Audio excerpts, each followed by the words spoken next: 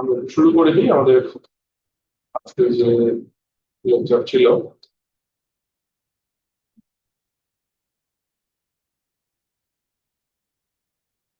আমাদের আজকে যে টপিক গুলো দেখবো মূলত এটা চ্যাপ্টার 27 কিছু অংশ, এখানে থিওরিটিক্যাল কিছু কথাবার্তা বলা আছে। 28 and 29 এই দুটো ভালো মতো দেখবো। এই মূলত এই পার্টে যেটা আছে সেটা হচ্ছে ডাইমেনশনালিটি রিডাকশন। ডাইমেনশনালিটি রিডাকশন বলতে কি বুঝি আমরা, সংক্ষেপে যদি বলি, আমি একটু আপনাদেরকে বোঝানোর চেষ্টা করি। ধরেন যে আমার যে ডেটা সেট, সেই ডেটা সেটে খুব সহজভাবে যদি চিন্তা করি, আমার ডেটা সেটে নাম্বার অফ রোজ থাকবে, মানে অবজারভেশন থাকবে, দেখো, এবং আমার এখানে কলামও থাকবে। আমি ধরলাম যে তিনটা কলাম, মানে তিনটা ফিল্ড, একটা, দুইটা, তিনটা। আমি যদি এটাকে ডাইমেনশন রিডাকশন করি, তাহলে এটার ডাইমেনশন কমে যাবে। আমি ধরলাম যে এটাকে যদি আমরা ধরেন যে পিসিএ দিয়ে যদি করি বা ডাইমেনশন রিডাকশনের যে কোনো টেকনিক অ্যাপ্লাই করি না কেন, আমি এখান থেকে তিনটা থেকে দুইটা ফিল্ডে নিয়ে আসলাম, তাই তো? জাস্ট হচ্ছে আমার যদি দেখা যায় যে কোনো ফিচার কাজে লাগছে না, সেটাকে আমরা রিমুভ করতে পারি। ঠিক আছে, এখন এই যে ডাইমেনশন রিডাকশন করা, আননেসেসারি যে ফিচার, বা যে ফিচার গুলোর উপরে আউটপুটের ইফেক্ট কম, এটা হলো আমরা ইনপুটের জন্য চিন্তা করেছি। ধরেন আমরা আরেকটা কলাম যদি দিই, এটা যদি আউটপুটের জন্য চিন্তা করি, এটা হলো আউট, আর এই তিনটা হচ্ছে পুরোটাই ইনপুট। এখন দেখা যাচ্ছে এই আউটপুটটা এই তিনটা কলামের কার কার উপরে বেশি ডিপেন্ডেন্ট। যদি এরকম হয় যে এই দুটা কলামের উপরে খুবই বেশি ডিপেন্ডেন্সি আছে, এই কলামের উপরে ডিপেন্ডেন্সি নাই, তাহলে আমরা এই কলামটাকে কিন্তু ডিসকার্ড করে ফেলতে পারি, দিয়ে আমরা এইরকম একটা অবস্থায় নিয়ে আসতে পারি যে আমাদের ইনপুট ডাইমেনশন তিনটা ছিল, দুইটা হয়ে গেছে, আউটপুট আউটপুটে আছে। ইনপুট ডাইমেনশন ছিল তিনটা, এটা হয়ে গেছে দুইটা, আর আউটপুটটা আউটপুটের জায়গাতেই আছে। This is an example of dimensional reduction. ঠিক আছে, এখন ডাইমেনশনাল রিডাকশন কেন দরকার? দেখেন, একটা জিনিস চিন্তা করেন, ধরেন একটা ডেটা সেট, সেই ডেটা সেটে যদি এরকম থাকে যে 100 আপনার ফিচার থাকে বা 100টা কলাম থাকে, ধরলাম কলামই 100টা কলাম। আচ্ছা, তার আগে আরেকটা জিনিস আপনাদেরকে বলি, এটা একটু এক্সাম্পলটা পরে আসছে, এটা বললে ভালো হবে। ধরেন আমি যদি এই এক্সাম্পলটাকে, এখানে তিনটা যে কলাম আর একটা তিনটা ইনপুট এবং একটা আউটপুট, এটাকে যদি আমরা প্লট করতে যাই, তাহলে কি হবে? তিনটার জন্য তিনটা কিন্তু ডাইমেনশন তৈরি হবে। এই কলামের জন্য একটা, ধরেন এটা আমি যদি নাম দিই ফিচার ওয়ান, তাহলে এটা হলো আপনার, এটা বললাম হচ্ছে ফিচার ওয়ান, না? ফিচার ওয়ান প্রথমটা। তারপরে এটা হয়তো ফিচার টু,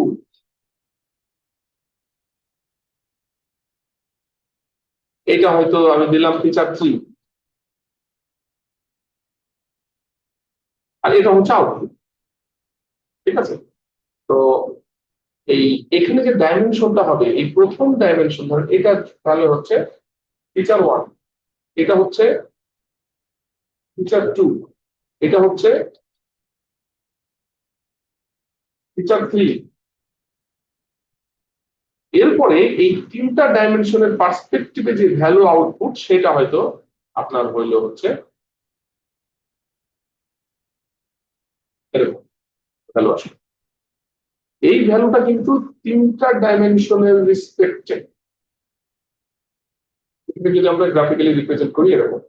এখন যদি এই তিনটা ডাইমেনশন থেকে আমরা দুইটা ডাইমেনশনে নিয়ে আসি, ধরেন আমরা ফিচার থ্রি এটা রিমুভ করলাম, ডিপেন্ডেন্সি কম সেই কারণে, তাহলে আমাদের এখানে ডাইমেনশন কটা হবে? দুইটা। আমরা যদি জাস্ট এই ফিগারটাকে এবার প্লট করি, ফিচার ওয়ান আর টুটা আছে, থ্রিটা বাদ গেছে, তাহলে এইটার চেহারাটা হবে এরকম। সরি, এটার চেহারাটা হবে এরকম। এটা হচ্ছে ফিচার ওয়ান, এটা হলো ফিচার টু, ফিচার থ্রি নাই, রিমুভ হয়ে গেছে। তাহলে এইখানে যে ফিচারটা, এই তিনটা মানে এখানে যে অবজেক্টটা তিনটা ফিচারের উপরে বেজ করেছিল, তাহলে এটার অবস্থানও কিন্তু এখানে আর থাকবে না, এটা হয়তো চেঞ্জ হয়ে আপনার হয়তো এখানে চলে আসছে। বুঝা গেল? এটা হচ্ছে ডাইমেনশনালিটি রিডাকশন। এখন ডাইমেনশনালিটি রিডাকশন দুই রকমের হতে পারে। একটা হচ্ছে, এবার খেয়াল করেন, যে এক্সাম্পলটা দিলাম, যে একটা ফিচার এর ডিপেন্ডেন্সি কম আউটপুটের উপরে, মানে প্রভাব কম, এটা চেঞ্জ করলেও এর চেঞ্জ হচ্ছে কম। আমরা ওই জন্য এই পুরো কলাম মানে ফিচারটাকেই বাদ দিয়ে দিলাম, কলামটাকেই বাদ দিয়ে দিলাম, বাকি দুইটা কলামকে রেখেছি। এটা একটা টেকনিক, এটা একটা ওয়ে। আমরা এটা কিন্তু করেছি, আমরা কিন্তু রিকার্সিভ ফিচার এলিমিনেশন দিয়ে এই কাজটা করেছি, চাই স্কোয়ার টেস্ট দিয়ে এই কাজটা করেছি, তাই না? আপনাদেরকে দেখিয়েছি, গত দিনও দেখালাম করা। এটা হচ্ছে একটা টেকনিক। আরেকটা টেকনিক হচ্ছে একটু ডিফারেন্ট। আরেকটা টেকনিক হলো যে, এটা একটু খেয়াল করেন, এখানে ধরেন যে আমি একটু অন্যভাবে দেখাই, এখানে তিনটা ফিচার সেট আছে, ওকে? তিনটা ফিচারের মধ্যে কোনটা আপনার হচ্ছে বেশি ইফেক্ট ফেলছে না আউটপুটে, আমরা এটা বের করবো না। আমরা তিনটা ফিচার থেকে দুইটা ফিচারে নিয়ে আসবো, কোন ফিচার দুইটা সেটাও কিন্তু বলা যাবে না। দুইটা নতুন ফিচার তৈরি করব, new new dimension, new dimension তৈরি করব। এগুলো অন্য ডাইমেনশন, এবং এগুলোর নামই দিলাম হচ্ছে, আমি ধরেন যে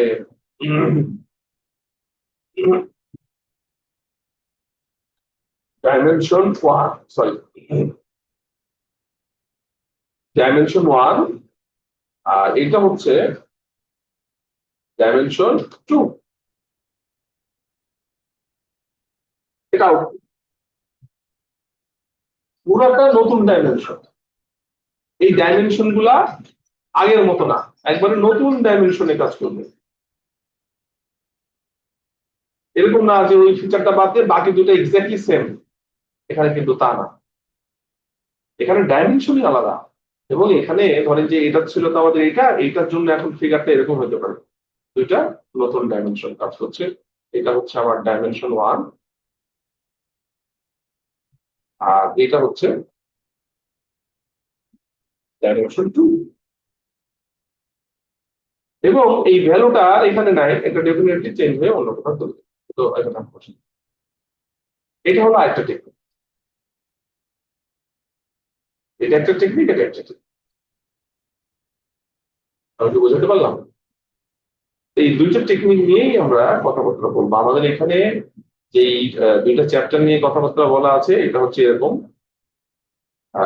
এইটা, সরি, আমাদের এইখানে যে এক্সাম্পলটা দিলাম আপনাদের, এই অতটুকু, এটা হলো আপনার এলডিএ নিয়ে কথাবার্তা বলা হচ্ছে, লিনিয়ার ডিসক্রিমিনেন্ট অ্যানালাইসিস। আপনারা এলডিএ সম্পর্কে জানেন, বাট এলডিএ টা তখন দেখেছেন as a classifier, but LDA works as a dimensionality reduction technique. আর এইটা আপনারা দেখেছেন, এটা হলো PCA. PCA works as a dimensionality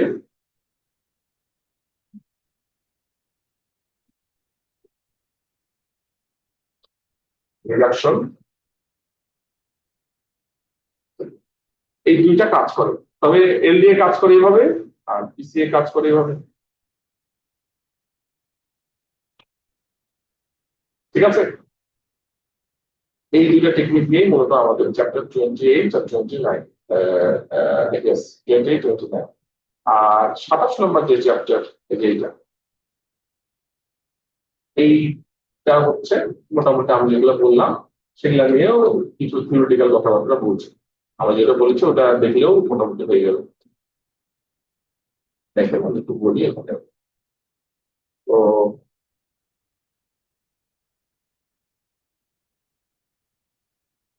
techniques of dimension reduction, এটা মূলত দুই ধরনের। একটা হচ্ছে ফিচার সিলেকশন মেথড, যেটা বললাম যে 3টা কলাম থেকে একটা কলাম বাদ দিই, যেটা রিলেভেন্ট না, অন্যগুলো কিন্তু অক্ষত থাকবে। To remove irrelevant features that don't help much with the classification problem. আউটপুটে বেশি ইফেক্ট ফেলছে না, আমাদের ক্লাসিফিকেশনে কোনো আউটপুট ওইভাবে ইফেক্ট ফেলে না, আমরা বাদ দিয়ে দিচ্ছি। This is called feature selection method. আর আরেকটা হচ্ছে এই যে recursive feature elimination is an example of এই যে র্যাপার ফিচার সিলেকশন মেথড। আমরা হচ্ছে এই যে 3টা থেকে একটাকে বাদ দিলাম, 2টাকে রাখলাম, ওই 2টা ফিচার একবার অক্ষত থাকলো, এই টেকনিকটাকে বলা হচ্ছে wrapper method, wrapper feature selection method. ঠিক আছে।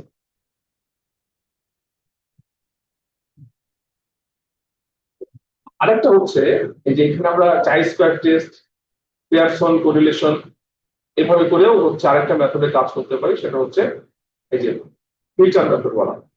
এগুলো হচ্ছে নাম, আসলে নাম দিয়ে তো কোনো কিছু মনে থাকে না, এগুলা হলো থিওরিটিক্যাল ব্যবস্থা। আমি হচ্ছে আপনাদেরকে ওই 2টা মেথড কিভাবে কাজ করে এখানে কিছু হাইলাইট করা আছে, হাইলাইট গুলো একটু দেখবেন। ঠিক আছে, যদি মনে চান, অথবা আমি যেটা বললাম সেটা দেখলে চলবে। একটা হচ্ছে আপনার কলাম বাদ দিয়ে দেওয়া হচ্ছে, বাকিগুলো অক্ষত আছে। আরেকটা হচ্ছে যে নতুন ডাইমেনশন তৈরি করা হচ্ছে যেন ওই 3টার কাজ 2টা দিয়ে হয়। এবং যেটা বললাম পিসিএটা খুব ইফেক্টিভ। যাই হোক, আমরা 2টা টেকনিক দেখবো, একটা হচ্ছে চ্যাপ্টার 8, একটা চ্যাপ্টার 9। চ্যাপ্টার 8 এর জন্য যে LDA dimension reduction technique, LDA কিন্তু আমরা পড়েছি, এটা linear discriminant analysis. Linear discriminant analysis normally কি কাজ করে? লিনিয়ার ডিসক্রিমিনেন্ট অ্যানালাইসিস এটা ক্লাসিফিকেশনের কাজ করে, এইটা দিয়ে ডাইমেনশনালিটি রিডাকশন করা যায়। তো ডাইমেনশনালিটি রিডাকশন কিভাবে হয় তার একটা ছোট্ট ভিডিও আমি আপনাদের একটু দিয়ে দেবো, একটু দেখেন। আমি বলার থেকে এই ভিডিওটা দেখা বেশি ভালো হবে আমার মনে হয়। মোটামুটি এলডিএটা খুব সহজভাবে বোঝা যাবে এখান থেকে, ওই জন্য আমি ওটা দেখাতে চাচ্ছি, দেখে একেবারে ক্লিয়ার হয়ে যাবে। এলডিএ বেসিক্যালি যখন এলডিএ তো আমরা দেখাইছি, সেটা হচ্ছে ক্লাসিফিকেশনের জন্য কিভাবে কাজ করে, কিন্তু এলডিএ ডাইমেনশনাল রিডাকশনের জন্য কিভাবে কাজ করে সেটা কিন্তু দেখানো হয় না। আমি আপনাদের ভিডিওটা দিয়ে দিচ্ছি, একটু আপ করে আপনারা একটু দেখবেন।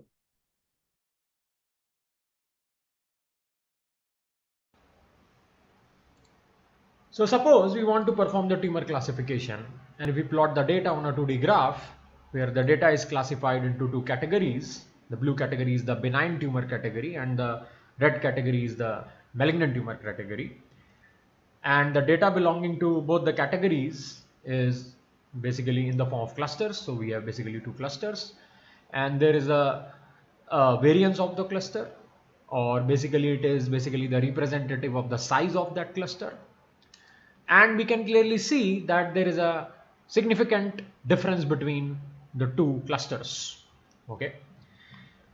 So now LDA focuses on finding the unit vector of the decision boundary such that 2 criteria should be satisfied. Okay guys, first criteria should be that the variance of the projected data points should be reduced, okay, and the distance between the projected data of the individual clusters increases. Okay, so let's make the unit vector, and obviously here we are going to take some random unit vector just as an example to give you a visual effect of the concept. Now when we start projecting the data points onto this unit vector, okay, so these are the projected data points of the benign category, and these are the projected data points of the malignant category. And here you can see that we have 2 clusters, and you can clearly see that the updated variance of the projected data points is coming out to be little bit less in comparison to the variance of the data points which were not projected. So this width or this width is less than this width, right? In fact, the difference between the projected data points is also increased. It means the 2 criteria are getting satisfied. So this difference is less, whereas this difference is more, right? So now let's try to visualize that how LDA projects different kind of data in different scenarios. So we have here 3 scenarios. So let's see the first scenario, that where LDA projects this data. So LDA will definitely choose the above unit vector to project the data because the two criteria are getting satisfied. In the second scenario, you can clearly see that where the LDA is going to project the data points, it will project to the side because obviously the two criteria are getting satisfied. But the third case is pretty interesting, okay? Because in this case, if we try to project the data points onto a unit vector, we get quite a good amount of misclassification, okay? So in this case, LDA is not a good option. So what should we do? Well, we apply QDA. We create quadratic decision boundary. And here, as you can see, the data points are getting classified very well. But the question arises is how? Because it doesn't look like, right? So for that, we have to understand the basic idea behind QDA. So what QDA does is, it increases the dimension so that we can classify benign and malignant tumors easily. Let's see that how it's happening because it's very hard to visualize in 2D. So for that, we have to jump to 3D because the QDA increases the dimensions. So from 2D to, we have to jump to 3D. Okay. So let's see with the help of a visualization that how QDA is letting us perform perfect classification. So these are our benign data points, which you have seen just now, and these are our malignant data points. Now let's see what QDA does. So we are in a 3D space, right? And the decision boundary, which was looking like a convex curve to you, that was a quadratic decision boundary, that will basically look like a plane in 3D. And that plane can easily penetrate through the data points. So that's the whole idea behind QDA.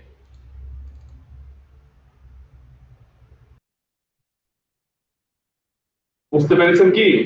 Response করেন না দেখিয়ে দিতে হবে? Sir এটা আমরা ওই যে ইয়েতে স্যার কেএনএন এর একটা ইয়েতে পড়ছিলাম না স্যার, যে প্লেনটাকে চেঞ্জ করে যে মানে ডাইমেনশন ওই রকম ভাবেই তো। না, বিষয়টা তো একটু আলাদা, পুরোপুরি তো ওরকম না। কিভাবে করে সেটা দেখানো হচ্ছিল, দেখেন। লিনিয়ার ডিসক্রিমিনেন্ট অ্যানালাইসিস আমি একটু বলি, খেয়াল করেন। এখানে ডাইমেনশন রিডাকশন করা হচ্ছে, তিনটা ডাইমেনশন। এল দিয়ে কিভাবে ডাইমেনশন রিডাকশন করে তো দেখেন এখানে এটা এটা কত ডাইমেনশনের? এটা তো 2 ডাইমেনশনের, তাই না? যেহেতু এই যে দুইটা ডাইমেনশন, একটা এই যে নিচে একটা উপরে, তাই না? দুইটা ডাইমেনশন এবং ওইভাবেই কিন্তু রিপ্রেজেন্ট করছে। এখন এই 2 ডাইমেনশনকে 1 ডাইমেনশনে নিয়ে আসা হচ্ছে এল দিয়ে ইউজ করে। কিভাবে একটু খেয়াল করেন।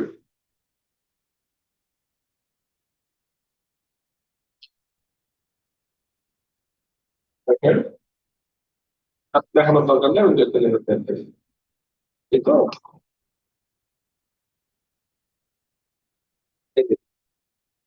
এটা একটা ভেক্টর। এরপরে দেখেন এখান থেকে একটা প্রজেক্টেড পয়েন্ট এখানে আসবে, প্রত্যেকটা থেকে, এখান থেকে ওইখান থেকেও। আমরা 2D কে কিন্তু 1D করবো, এটা কিন্তু 2D ছিল, 1D কে কনভার্ট করবো। কিভাবে দেখেন, প্রজেক্টেড পয়েন্ট গুলো সব চলে আসছে এখানে। তার মানে আমি হচ্ছে এই পয়েন্ট গুলাকে এই লাইনের এখানে এখানে রিপ্রেজেন্ট করতে পারি। এখানেও ঠিক এই পয়েন্ট গুলাকে প্রজেক্টেড করে এই লাইনে কি অবস্থায় হচ্ছে।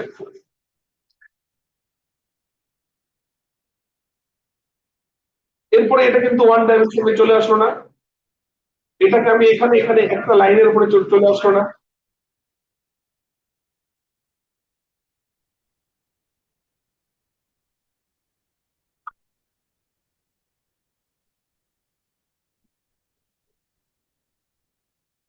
বুঝাইতে পারেনি? আচ্ছা আমি দেখাচ্ছি, দেখেন মূলত সহজভাবে বোঝানো যাবে। দেখেন এটা একটা ডাইমেনশন, এটা একটা ডাইমেনশন, ওকে। এখানে কিছু স্যাম্পল আছে, এখানে কিছু স্যাম্পল আছে, ধরে নিলাম এখানে কিছু স্যাম্পল আছে, আর এখানে কিছু স্যাম্পল আছে, ওকে। এটা তো 2D, তাই না? এটা একটা ফিচার, ওটা একটা ফিচার, 2D পার্সপেক্টিভে করা। এখন আমি এটাকে 1D তে আনতে চাই থ্রো LDA। কিভাবে? এইখানে একটা লাইন থাকবে, এত চিন্তা করার আপনার দরকার নেই, আপনি খুব সিম্পল ওয়েতেও চিন্তা করতে পারেন যে আপনি এই পয়েন্টটার এখানে যে প্রজেক্টের অবস্থা, এখানে একটা প্রজেকশন হবে, এখানে একটা প্রজেকশন হবে, এখানে একটা প্রজেকশন হবে, এখানে একটা প্রজেকশন হবে, এখানে একটা প্রজেকশন হবে, এখানে একটা প্রজেকশন হবে। তাহলে এই প্রজেক্টের যে পয়েন্ট, সেই পয়েন্ট গুলাকে আমরা যদি একটু মার্ক করি, এটা একটা পয়েন্ট, এটা একটা পয়েন্ট, এটা একটা পয়েন্ট, এটা একটা পয়েন্ট, এটা একটা পয়েন্ট, আর এটা আরেকটা পয়েন্ট। একইভাবে এখানকার পয়েন্ট গুলাকে যদি আমরা প্রজেকশন করে এখানে নিয়ে আসি,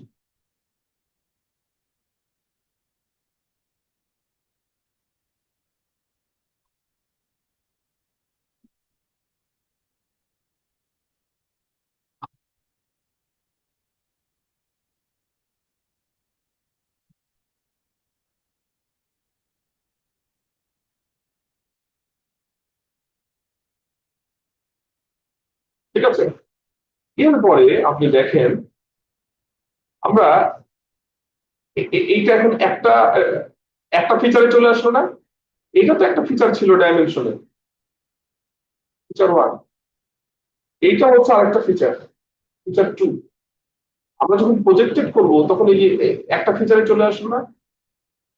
এখন যদি আপনাকে বলা হয় যে আপনি, এইটা হলো আপনার নতুন ডাইমেনশন 1D, এটা ছিল 2D, এটা হলো 1D, যেহেতু একটা ডাইমেনশন ফিচার 2 এর উপরে শুধু এক্সিস্ট করছে। আমরা এতটুকুকে একটা গ্রুপের মধ্যে আরো এইটুকুকে আরেকটা গ্রুপের মধ্যে নিয়ে আসতে পারবো না? This is called dimensional reduction. তার মানে আমাদের এইখানে যে গ্রুপটা ছিল, এই গ্রুপটাকে প্রজেক্টেড করে একটা ফিচারে নিয়ে আসলাম, এখানে যে গ্রুপটা ছিল এটাকে প্রজেক্টেড করে ওই ফিচারে নিয়ে আসলাম। এইটাই হচ্ছে LDA 2D থেকে 1D তে কনভার্ট করে। এখন যদি এটা 1D হয়, আমরা কি করতে পারবো সহজেই, কিন্তু এটা ডিভিশন বাউন্ডারি দিয়ে এদিক ওদিক আলাদা করে দিতে পারবো। LDA মূলত এই ডাইমেনশনাল রিডাকশনের কাজটা এভাবে করে। এবার কি বোঝা গেছে? বুঝেছেন না বোঝেন নাই? প্রজেক্টেড কিভাবে করা জি হচ্ছে স্যার। স্যার? স্যার বুঝতে পারছি স্যার। একটু বলেন, জোরে বলেন। স্যার প্রজেক্টেড কিভাবে করা হচ্ছে? এইটা যেটা করা হয়, এখানে একটা নতুন ভেক্টর নেওয়া হয়। আসলে আমি তো এটা সহজভাবে বোঝানোর জন্য ফিচার 2 এর সাথে অ্যালাইন করলাম। এটা যেটা হয়,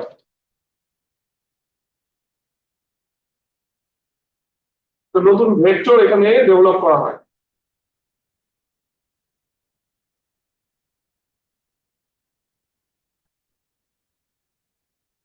একটা নতুন ভেক্টর ডেভেলপ করে এখানে হচ্ছে আপনার এই এর সাথে এটা অ্যালাইনমেন্ট কিভাবে হচ্ছে সেই পয়েন্টটা নেওয়া হয়।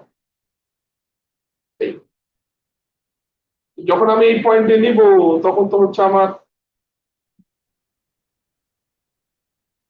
এটা চেঞ্জ হবে। এটা 1D তে চলে আসলো না? এটা এটা 1D তে চলে আসলো না? আমি তো এখন আর এই পয়েন্ট গুলা নিয়ে চিন্তা করবো না, আমি চিন্তা করবো এই পয়েন্ট গুলা নিয়ে, এইটা পয়েন্ট, এই পয়েন্ট গুলা নিয়ে, আর এই পয়েন্ট গুলা নিয়ে। এটা 1D তে চলে আসে নাই? জি।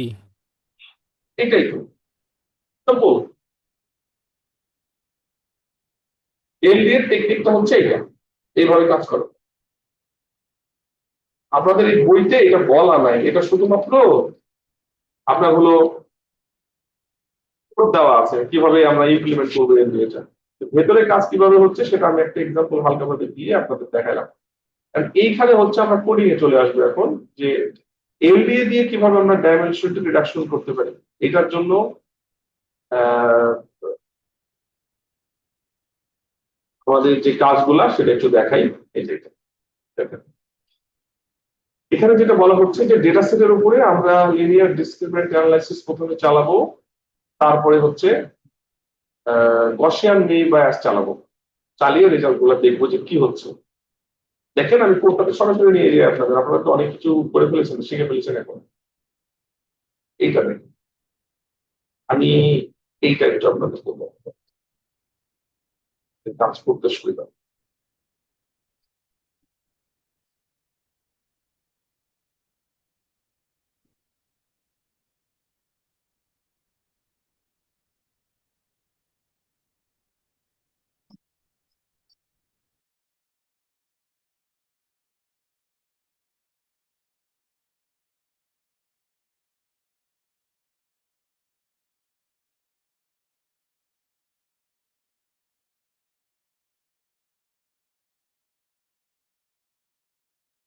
দেখেন এইখানে যে ডেটা সেটের উপরে কাজ করা হচ্ছে, এই ডেটা সেট তৈরি করে নেওয়া হচ্ছে। আমাদের এসকিউএল লার্নে একটা মেথড আছে, এই যে মেক ক্লাসিফিকেশন। আমরা হচ্ছে এইটা দিয়ে আমরা ক্লাসিফিকেশনের জন্য ডেটা সেট তৈরি করে নিতে পারি আমাদের মতো করে। ঠিক আছে, যেমন ধরেন এই যে এই মেক ক্লাসিফিকেশন যদি ইউজ করি, তাহলে n স্যাম্পলস আমরা কতগুলো স্যাম্পল নেব? 1000টা স্যাম্পল। ফিচার কতগুলো থাকবে, মানে কলম কতগুলো থাকবে? 20টা। তার মধ্যে ইনফরমেটিভ ফিচার থাকবে 15টা, আর 5টা হচ্ছে রিডান্ডেন্ট। খেয়াল করেন, আমাদের টোটাল 20টা ফিচার। এটা ম্যানুয়ালি করা হয়েছে এই কারণে, আমরা যদি একটা কোনো ডেটা সেট নিয়ে কাজ করি, সেই ডেটা সেটের কতগুলা ফিচার রিলেভেন্ট, কতগুলা ইররিলেভেন্ট, সেটা তো বুঝতে পারবো না। তো আমাদের এই যে রিডান্ডেন্ট ফিচার যেগুলো, সেগুলো কিন্তু সব ইররিলেভেন্ট ফিচার, এগুলোর উপরে কিন্তু আউটপুট খুব একটা ডিপেন্ড করে না। আর যেগুলো হচ্ছে রিলেভেন্ট ফিচার, সেগুলো হচ্ছে ইনফরমেটিভ। মানে আমার 20টা ফিচারের মধ্যে 15টা ফিচার হচ্ছে ইম্পর্টেন্ট, 5টা ফিচার রিডান্ডেন্ট। এগুলো বাদ দিলেও কিছু যায় আসে না। আমরা এইভাবেই কিন্তু ফিচার গুলা এখানে সিলেক্ট করবো। 20টার মধ্যে 15টা ইম্পর্টেন্ট, 5টা হচ্ছে রিডান্ডেন্ট। র্যান্ডম স্টেট তো বুঝতেই পারছেন আমি কোথা থেকে শুরু করবো, তার একটা র্যান্ডম ভ্যালু দেয়। টোটাল ক্লাস কতগুলা? 10টা ক্লাস। মাল্টি ক্লাস প্রবলেম, 10টা ক্লাস। তার মানে এটা দিয়ে বোঝা যাচ্ছে আমাদের স্যাম্পল মানে 100টা পয়েন্ট থাকবে, মানে 100টা স্যাম্পল থাকবে। 20টা ফিচার, তার মধ্যে 15টা ইনফরমেটিভ, আর 5টা হচ্ছে রিডান্ডেন্ট। মানে 15টা ইম্পর্টেন্ট, 5টা হচ্ছে রিডান্ডেন্ট তৈরি করে আছে, এগুলো দরকার নাই। কিন্তু এইভাবে ডেটা সেটটা তৈরি করবে সে। আর ক্লাস হচ্ছে 10টা। আমাদের বাইনারি ক্লাসিফিকেশনে 2টা ক্লাস থাকে, মাল্টি ক্লাসে 10টা ক্লাস। এই ধরনের একটা ডেটা সেট আমি যদি তৈরি করি, এখানকার ইনপুট এবং আউটপুট কি হবে, এটা অটোমেটিক্যালি সে কিন্তু একটা ঠিক করে দেবে আপনাকে। এবং এখানে হচ্ছে আমরা যদি এক্স এর ডাইমেনশন কত, ইনপুটের ডাইমেনশন কত এবং আউটপুটের ডাইমেনশন কত দেখতে চাই, সে কিন্তু আমাদেরকে একটা ডাইমেনশন দেখাবে।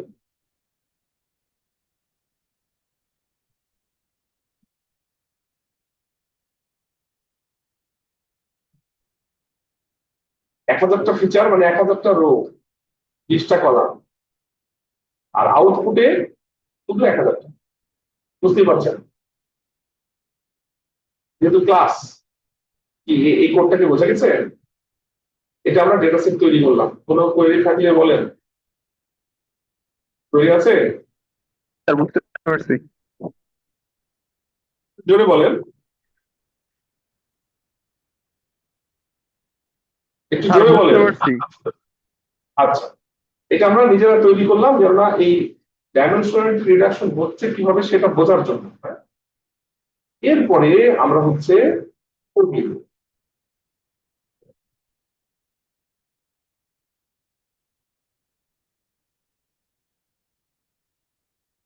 আমরা সরাসরি চলে আসি 28.6 চলে আসি। এটি ঠিক করার চেষ্টা করি।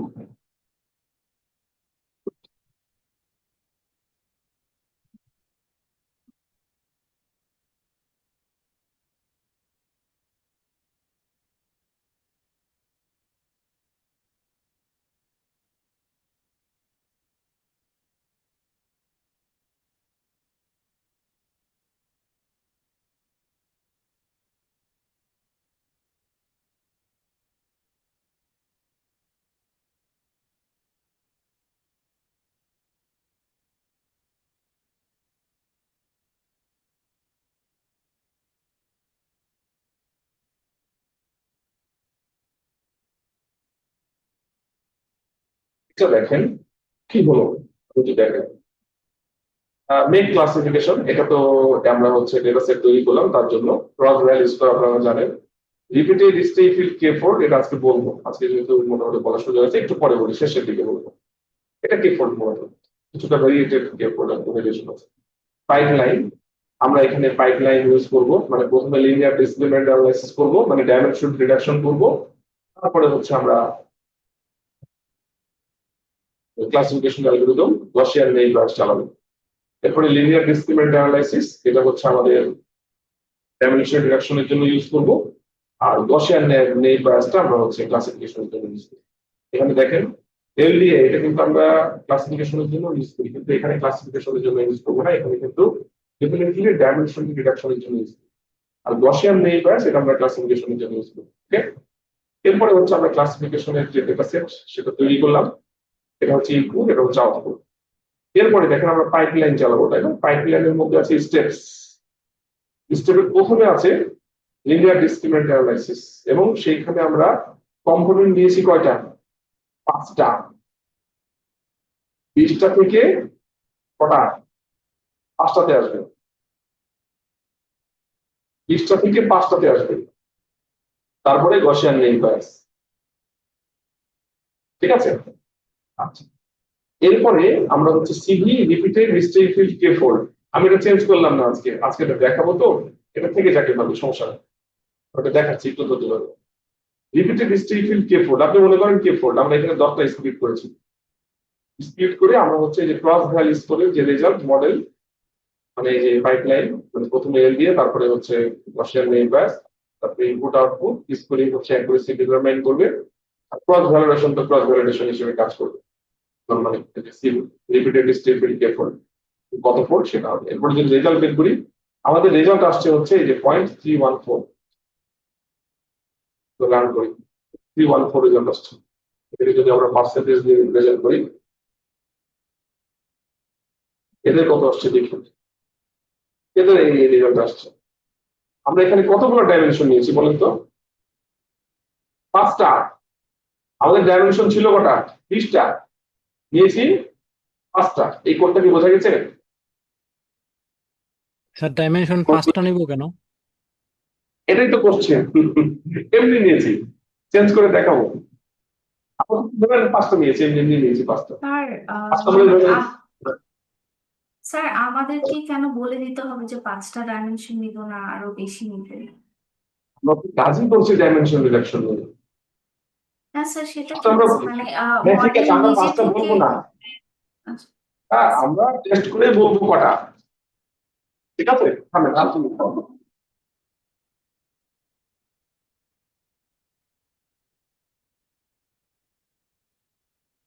দেখেন, এখানে হচ্ছে আমরা কিন্তু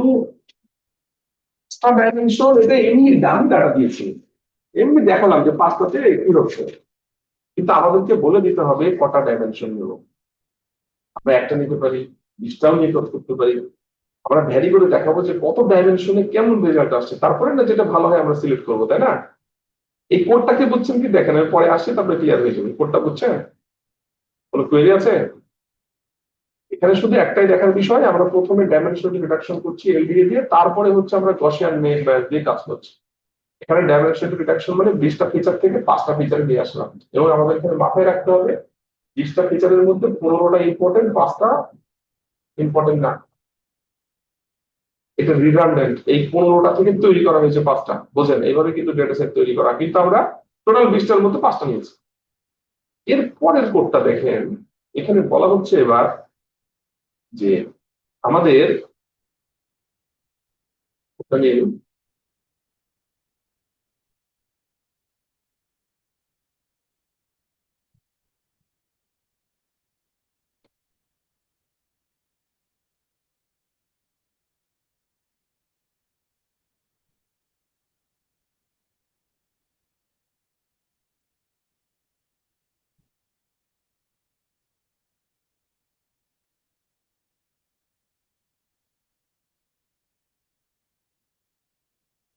কোডটা থাকলে এই সমস্যাগুলো হয় না, মানে কপি করতে পারলে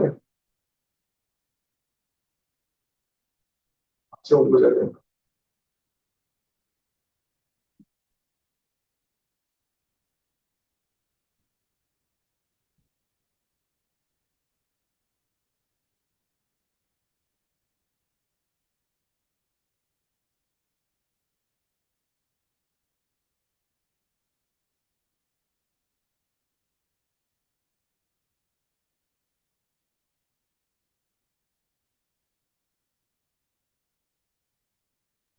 স্যার মডেল কি KNN নেওয়া যেত না গসিয়ান ব্যাস না নিয়ে? তো শেষ করে এটা বলছি, একটু লিখে ফেলি হবে না।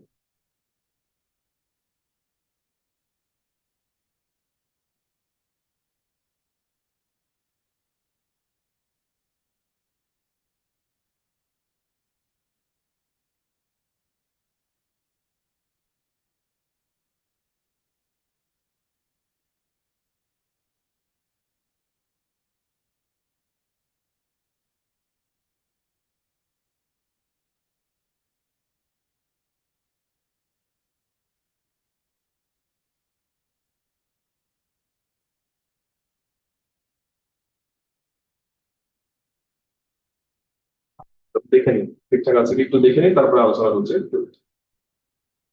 কি করা হলো, মডেল না হলো, ওকে।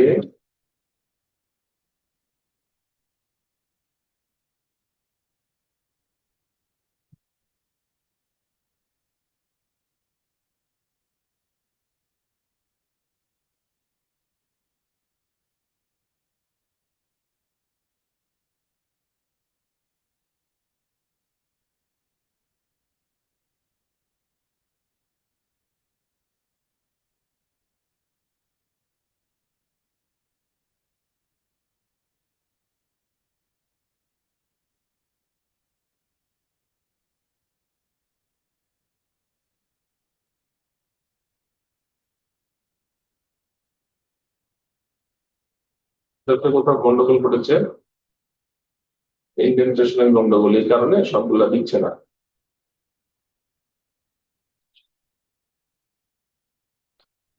লাস্ট অফ ইন্টারেস্ট দেখাবো। এবার ঠিক আছে, খেয়াল করেন এখানে কোডটা আসেন দেখি আমরা। একজন কোয়েরি করলেন, মনে হয় কোয়েরি করলে রাখেন, আমি সব একবারে নেবো। মেক ক্লাসিফিকেশন, ডেটা সেট তৈরি করলাম, ক্রস ভ্যালিউজ করে দিলাম, রিপিটেড স্টেটমেন্ট কেবল ছেড়ে দিলাম, পাইপলাইন তৈরি করলাম, এল দিয়ে দিলাম, গসিয়ান নেইবার, পাইপওয়ার্ক, নতুন কিছুই না, সব পুরাতন। এখানে আমরা এই যে ডেটা সেটটাকে আলাদা একটা মেথডের মধ্যে নিয়ে আসছি, গেট ডেটা সেট। যে এখান থেকে যে get data set X Y, এখানে যাওয়ার পরে রিটার্ন করবে এক্স ওয়াই, 1000টা স্যাম্পল, আর মধ্যে 20টা হচ্ছে ফিচার, 20টার মধ্যে 15টা হচ্ছে ইম্পর্টেন্ট ইনফরমেটিভ, আর 5টা হচ্ছে রিডান্ডেন্ট নন ইম্পর্টেন্ট। এরপরে ক্লাস কিন্তু 10টা, মানে আউটপুট ক্লাস কিন্তু 10টা, মাথায় রাখবেন এটা। গেট মডেল, আমরা যখন মডেল নিতে যাব, এখানে খেয়াল করেন এই প্রোগ্রামটা এমন যে আপনি যখন একটা ফিচার দিবেন তখন ইফিসিয়েন্সি কত আসছে, 2টা দিলে কত আসছে, 3টা দিলে কত আসছে, 4টা দিলে কত আসছে, 5টা দিলে কত আসছে, 6টা দিলে কত আসছে, এভাবে আপনাকে দেখাবে 10 পর্যন্ত। এখন এখানে একটা বিষয় আছে, ফিচার দিলাম 20টা, আমি টেস্ট করছি 10টা, এখানে কিছু বিষয় আছে। এটা কেমন হলো, এটা কেমন হলো, 10টা কেন হলো, এখানে তো 20টা হতে পারতো। এইটা হলো এলডিএ রেস্ট্রিকশন, এটা বলছি, অলরেডি আপনাদের সাথে আলোচনা করা হয়েছে। দেখেন এখানে স্টেপস, পাইপলাইন দিব, পাইপলাইনের স্টেপস এর মধ্যে প্রথমে এলডিএ, তারপরে হচ্ছে গসিয়ান নেম বায়াস। এখানে এলডিএ এর মধ্যে আমি হচ্ছে কম্পোনেন্ট কত দিচ্ছি, প্রথমবার যখন লুপ ঘুরবে, মানে ফর আই ইন রেঞ্জ 1 থেকে 10, প্রথমবার 1, দ্বিতীয়বার 2, 3, 4, 5, 6, 7, 8, 9, 10, 10 বার ঘুরবে। এবং এই পাইপলাইনের মধ্যে কি হবে, পাইপলাইনের মধ্যে কিন্তু মডেল তৈরি হবে কতগুলা, 10টা মডেল, 1 থেকে 9টা মডেল হবে, 10টা হবে না, 10 তো কাজ করবে না, হ্যাঁ 1 থেকে 9 পর্যন্ত হবে। এটা কি বোঝা গেল, এটা কি বোঝা গেল? প্রথম যখন এই লুপটা চলবে তখন মডেল একটা কম্পোনেন্ট দিয়ে মডেল হবে, দ্বিতীয়বার যখন লুপটা চলবে তখন 2টা কম্পোনেন্ট দিয়ে মডেল হবে, তৃতীয়বার 3টা, চতুর্থবার 4টা, এভাবে 9 পর্যন্ত চলবে, 9টা কম্পোনেন্ট দিয়ে তৈরি হবে। ঠিক আছে? এরপরে দেখেন ইভ্যালুয়েট মডেল টেস্ট করার জন্য আমরা রিপিটেড স্টেট ফিল্ড K4, এটা বলবো একটু পরে, বললাম যে আমরা এটা ইউজ করছি। রেজাল্ট বের করার জন্য ক্রস ভ্যালু স্কোর মডেল, মানে এই যে পাইপলাইন, এটা কিন্তু ডিকশনারির মধ্যে ঢুকে গেছে মডেল, হ্যাঁ দেখেন এটা করে ডিকশনারির মধ্যে কিন্তু মডেলস এর মধ্যে সব মডেল ঢুকে বসে আছে, মানে একটা দিয়ে এল দিয়ে করে গসিয়ানের যে এটা, সেটা একটা মডেল। তারপরে হচ্ছে যখন 2 হবে, কম্পোনেন্ট 2 দিয়ে এল দিয়ে করে গসিয়ানের মডেল, 3 দিয়ে এন কম্পোনেন্ট করে এটা একটা মডেল, 4 দিয়ে এন কম্পোনেন্ট করে এটা একটা মডেল, এভাবে কিন্তু চলবে। এবং ক্রস ভ্যালু স্কোর, এখানে হচ্ছে আপনার এই যে model X Y accuracy cross value score, এভাবে চলে। ওকে, এখন এটা হলো, এগুলো তো সব ফাংশন, আমরা এখন দেখি কিভাবে কল করা যায়। গেট ডেটা সেট মানে আমরা হচ্ছে ডেটা সেটটাকে তৈরি করলে এক্স ওয়াই এর মধ্যে নিলাম। গেট মডেল, আমাদের এই মডেলের মধ্যে কি আছে, আমি যদি একটু দেখাই আপনাদেরকে মডেলটা প্রিন্ট করে, তাহলে বুঝতে পারবেন। প্রিন্ট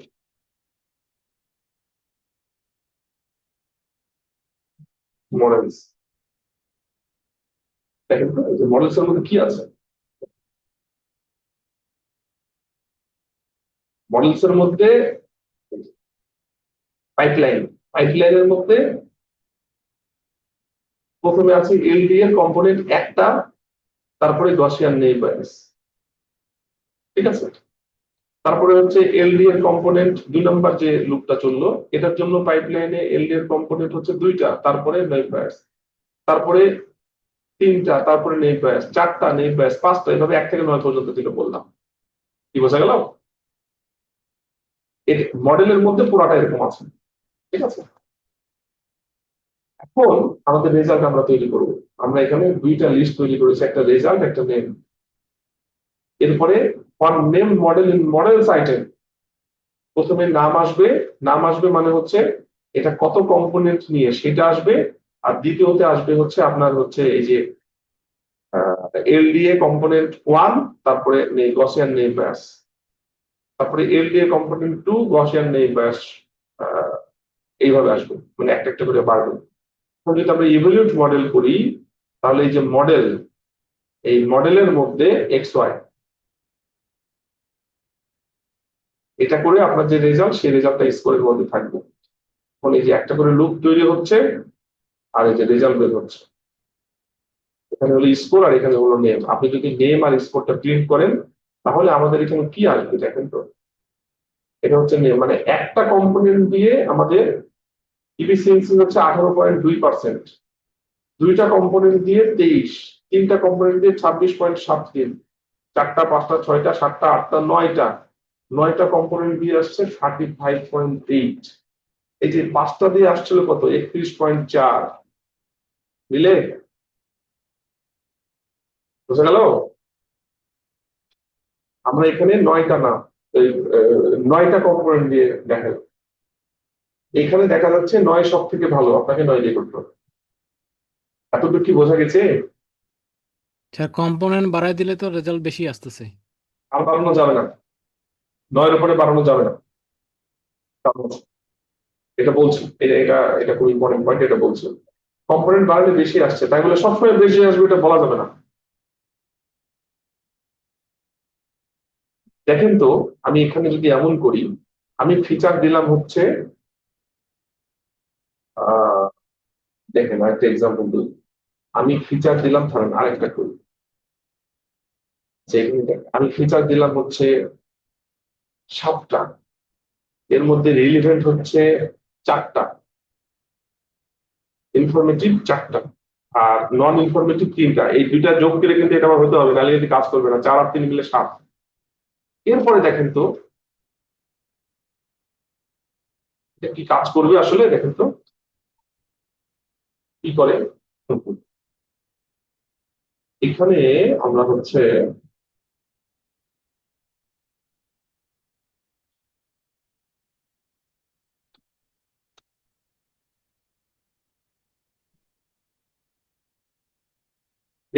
কি বলছে, মাস্ট বি স্মলার। এখানে ওই যে এটা কাজ করছে না, ক্লাস ক্লাস কমাইতে হবে। ক্লাস আমি প্রিন্টটা দিয়ে দিয়ে দিচ্ছি।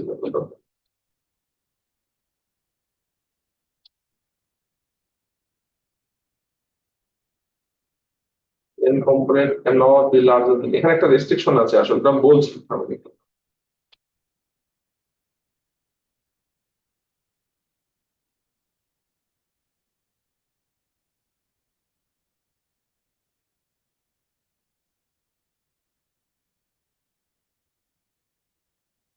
স্যার এটা কি সিলেক্ট পেজ এর মতো কাজ করবে না পিসি এর মতো কাজ করবে? এখানে দেখেন না, একটু থামেন, এটা শেষ করি, এটা শেষ করি। দেখেন এখানে আমরা কি দিলাম, ফিচার দিলাম 7টা, 4টা রিলেভেন্ট, 4টা ইনফরমেটিভ, আর 3টা হচ্ছে রিডান্ডেন্ট, তাই তো? 4টা ইনফরমেটিভ, 3টা রিডান্ডেন্ট। ভালো মতো খেয়াল করেন, ক্লাসের বিষয়টা পরে বলছি, ক্লাস ফ্যাক্ট না এখানে। 7টা ফিচার, 4টা পুরা ইউনিক, আর 3টা হচ্ছে এই 4টা থেকে তৈরি করা হয়েছে। রেজাল্টটা দেখেন, 1-এ 29, 2-এ 36, 3-এ 42, 4-এ 48.26, 5-এ যেও কিন্তু 48.26, 6-এ যেও 48.26। কারণ কি, 4-এর উপরে, 4টা তো ইউনিক ফিচার, 4-এর উপরে যখনই গেছে রিলেভেন্ট ফিচার, মানে 4-এর উপরে যখনই গেছে রিডান্ডেন্ট ফিচার, এখান থেকে তৈরি করা, ওর তার ভ্যালু নাই। ওই জন্য এটার বাড়বেই না, এইভাবে থেকে যাবে। তো এই ক্ষেত্রে আপনার 4টার বেশি ফিচার নিয়ে কোনো লাভ আছে? এটা কি বোঝাতে পারলাম? এই ক্ষেত্রে 4টার উপরে কোনো ফিচার নিয়ে কি আসলে কোনো লাভ আছে? আপনার এখানে ডেটা সেটে তো তাই বলে, ডেটা সেটে তো বলছে 4টার উপরে ফিচারের আপনার রিডান্ডেন্ট ফিচার। রিডান্ডেন্ট মানে বুঝতে পারছেন, ওই 4টা থেকে এই 3টা তৈরি করা হয়েছে। তাহলে ওই 3টা ফিচারের তো কোনো ভ্যালু নাই। তাহলে আপনি যদি এখানে 4টা ফিচার নিয়ে কাজ করেন, সবসময় রেজাল্ট ভালো আসবে না আপনার? আমার কথা কি বুঝছেন? রেসপন্স করেন, না হলে বলেন বুঝি নাই। যদি চুপ করে থাকেন তাহলে তো মুশকিল। জি স্যার, বুঝতে পারছি স্যার। ক্লিয়ার? আচ্ছা, এই কোনটি কোনো সমস্যা? স্যার বলেন। স্যার ওই যে রিডান্ডেন্ট, এটা স্যার আমরা ফিক্সড করে দিলাম যে হচ্ছে আপনার 3টা আর ইনফরমেটিভ 4টা, এটা আমরা কিভাবে দিলাম? এটা টেস্ট করার জন্য দেখানো হচ্ছে ভাই। আপনি যখন ডেটা সেট নেবেন, আপনি তো ওর মধ্যে কি আছে আপনি বুঝতেই পারবেন না। আমরা এখানে তো হচ্ছে একটা ডেটা সেট নিজের মতো করে তৈরি করছি, যেন আপনাকে চেঞ্জ রেজাল্টটা করে বারবার করে দেখতে পারেন। হ্যাঁ, আমরা এখানে টেস্ট করে করে দেখছি যে রিডান্ডেন্ট ডাটা কি পরিমাণ নিলে কি হচ্ছে সেটা দেখার জন্য। জি আপনি জি যদি একটা অন্য ডেটা সেট নেন তাহলে তো এগুলো আপনার কন্ট্রোলে নাই। আমাদের কন্ট্রোল করার জন্য, এটা দেখানোর জন্য কন্ট্রোল করছি যে আপনার রিডান্ডেন্ট ডাটা থাকলে সেই ডাটাগুলো ফেক ফিচার নিয়ে কোনো লাভ নাই, তো অযথা আপনার সময় নষ্ট করছে না। জি এবং দেখেন এখানে ব্লক স্পটে এই যে 4টা ফিচার যখন নিয়েছেন 5, 6, তখন তো রিডান্ডেন্ট ফিচারের এগুলা ভ্যালু। 5টা ফিচারের দিয়ে আউটপুট যা, 6 ফিচারের দিয়ে আউটপুট যা, 4 ফিচার দিয়ে বাড়ছে, তো আমরা 4 পর্যন্ত দিব, এটা 5 করার দরকার নেই। এখন আমরা আগের অবস্থায় ফিরে আসি। লিস্টটা ছিল, এখানে ছিল 15টা ইনফরমেটিভ, আর রিডান্ডেন্ট হচ্ছে 5টা, ক্লাস ছিল আমাদের 10টা। এই তো আর কোনো চেঞ্জ করেছিলাম? আর মনে হয় কিছু করি নাই। এইখানে দিয়েছিলাম 7টা, এখানে দেবো 10টা। এই তো এ পর্যন্ত বুঝছেন? একটা জিনিস বলা হয় না এখানে 9 পর্যন্ত কেন হলো, আর বাড়াইতে পারবো না কিন্তু। এখানে যদি আমি 9-এর উপরে ফিচার নিই আর কাজ করতে দেবে না, ওই ধরবে। কারণ কি? Number of class. Number of class যা আছে তার থেকে একটা ফিচার কম নিয়ে কাজ করতে হবে। এখানে ফিচার আমরা কটা নিয়ে দেখছি? 9টা না? ম্যাক্সিমাম 9টাই সম্ভব। 9-এর উপরে গেলে আপনার কি করতে হবে? কারণটা কি? কারণ হচ্ছে এখানে ক্লাস দেওয়া আছে 10টা। দেখেন কেন এটা হচ্ছে, ফিগারে কিন্তু বলা ছিল, ভিডিওটা কিন্তু আমি এমনি দিই না। এই তো এখানে আমাদের কয়টা গ্রুপ ছিল? এটা একটা গ্রুপ, আমি কম করে দেখাই। একটা গ্রুপ, এইটা একটা গ্রুপ। আমি বললাম একটা ভেক্টর আমরা ডেভেলপ করছি। এবার এখান থেকে প্রজেক্টেড নিচ্ছে।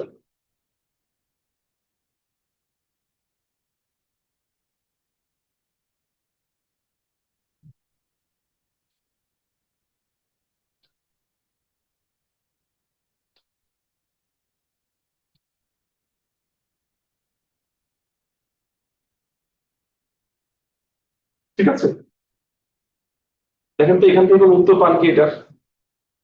এখান থেকে উত্তর পাচ্ছেন কিছু?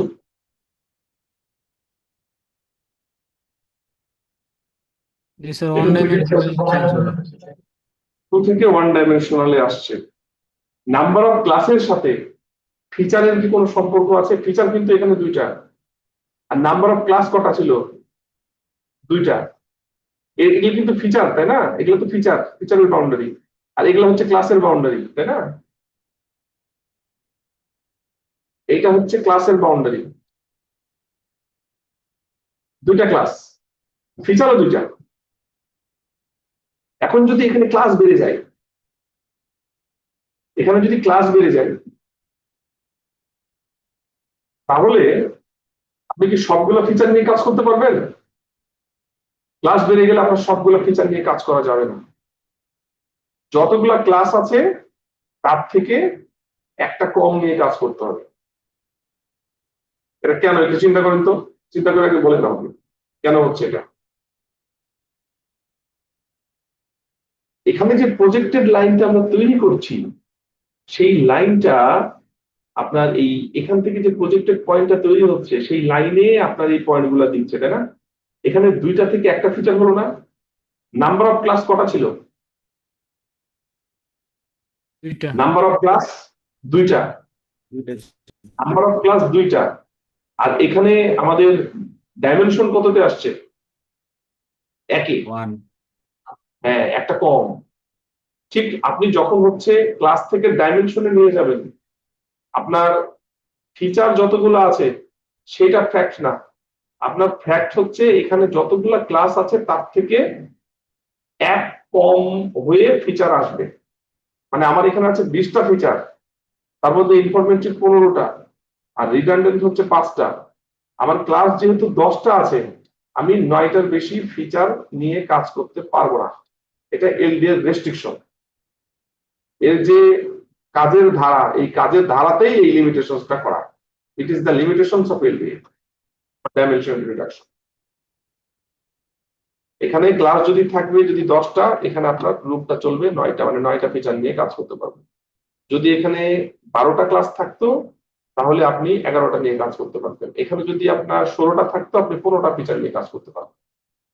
ক্লাসের উপরে ডিপেন্ডেন্ট, এই ফিচারটা নাম্বার অফ ক্লাসের উপরে ডিপেন্ডেন্ট। যে আপনি যখন রিডাকশন করবেন তখন এখানে যতগুলো ক্লাস আছে তার থেকে এক কম, মানে n-1 তম ফিচার নিয়ে আপনি কাজ করতে পারবেন। ওই জন্যই কিন্তু আমরা এখানে আপনাকে 1 থেকে 9 পর্যন্ত দেখিয়েছি। এখানে যখনই আপনি হচ্ছে 11 দিবেন, দেখেন কি হয়। আপনি 10টা নেবেন, এই যে কাজ করতে পারেন। 9 পর্যন্ত দিয়ে আর কাজ করছে না। এখানে লেখা আছে কি n components cannot be larger than n features, n class minus 1।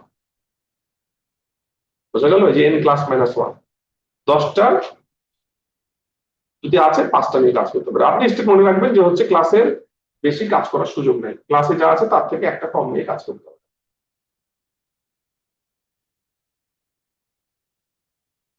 ঠিক আছে? এটা কি এটা মাথায় রাখতে হবে, এটা একটা লিমিটেশন, এলডিএল লিমিটেশন।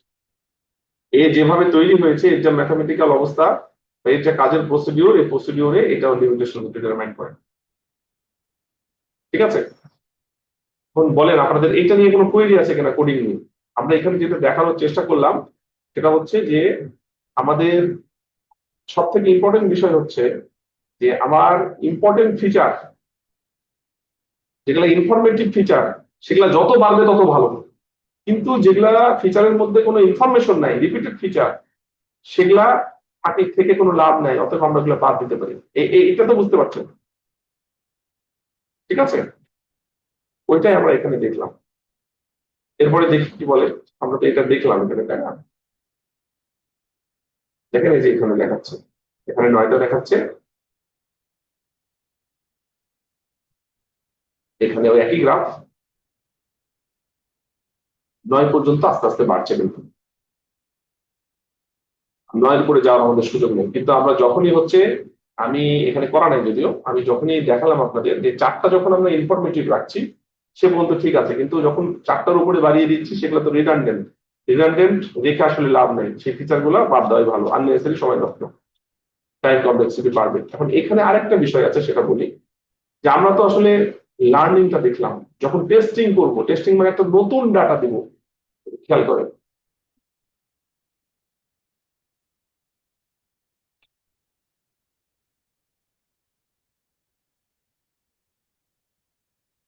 আমরা যখন একটা নতুন ডাটা দেব,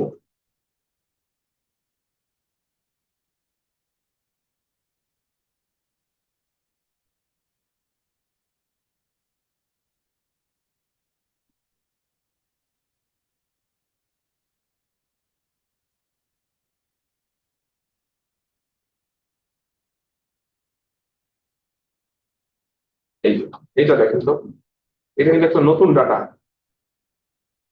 এই যে একেবারে হচ্ছে আমাদের যে 20টা ডাটা, তাই না? 20টা ভ্যালু, কিন্তু ফিচারের ভ্যালু কটা? 20টা। আমরা তো দিব 20টাই। এই 20টার মধ্যে থেকে সে কিন্তু 9টা ভ্যালু পিক করে নেবে। খেয়াল করেন, আমরা কিন্তু যেহেতু আমরা আগের প্রোগ্রামটা দিয়ে দেখলাম যে 9টা ফিচার নিলে রেজাল্ট ভালো আসছে, সেহেতু আমরা কিন্তু হচ্ছে একটা ডেটা সেট তৈরি করলাম 20টা ফিচারের 15টা ইনফরমেটিভ, 5টা রিডান্ডেন্ট।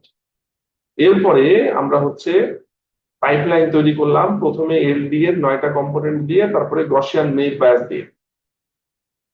আমরা 9 কেন নিলাম এখন কি বুঝতে পারছেন যে 5টা ওখানে বলেছিলেন কেন? 5টা তো আমরা নিব না, আমরা টেস্ট করে দেখবো কততে ভালো। 9 ভালো পেয়েছে, 9 রেখে দেবো। আর 9 এর উপরে যেতে পারছে না, it is the limitations of LDA. কারণ এলডিএ নাম্বার অফ ক্লাস -1 এই সংখ্যার উপরে দেওয়া যাবে না, সেই রোড দিবেন, এটা তার লিমিটেশনস, তার কাজের প্রসিডিউরই এটা, কিছু করার নাই আমাদের। তাহলে আমরা 9টা পর্যন্ত ভ্যালু বেশি রেখে কাজ ভালো পাচ্ছে, ওই জন্য আমরা আই কম্পোনেন্ট 9 দিলাম, এন কম্পোনেন্ট 9 দিলাম। এরপরে আমরা হচ্ছে ট্রেনিং করলাম। এরপরে একটা আননোন ডাটা আসলো, এবং এখানে কিন্তু 20টা ভ্যালু আছে, আপনি খেয়াল করেন 20টা ভ্যালু আছে, 9টা নাই কিন্তু 20টা। আমরা কিন্তু এর আগে ওই যে যখন মিসিং ভ্যালু দেখেছিলাম, মিসিং ভ্যালুতে এই 20টা ডাটাকে আমরা কি করেছিলাম, নেম দিয়ে দিয়ে কাজ করিয়েছিলাম। এবং এর আগে আমরা দেখেছি আমাদেরকে কিন্তু পাইপলাইন দিয়ে এই ডাটাগুলাকে, মিসিং ভ্যালুকে ফিট করে নিয়ে আমরা কিন্তু কাজ করেছি। নেম ছিল সেটাকে এই লার্নিং এর সময় যেভাবে ফিট করেছিলাম, টেস্টিং এর সময় কিন্তু সেভাবে ফিট করেছিলাম। কিন্তু আমাদের এইখানে আমাদের ডাইমেনশনাল রিডাকশনের ক্ষেত্রে আমরা কিন্তু এখানে এটা কোনোভাবেই 20টাকে 9টাতে কিভাবে কনভার্ট করবো, আমাদের কি ক্ষমতা আছে নাকি? এটা অটোমেটিক্যালি দিলে সে নিজেই কিন্তু 20টাকে 9টা বানিয়ে সে রেজাল্ট আমাদেরকে তৈরি করে দেবে। দিস ইজ অটোমেটিক প্রসেস, লেখা আছে দেখবেন।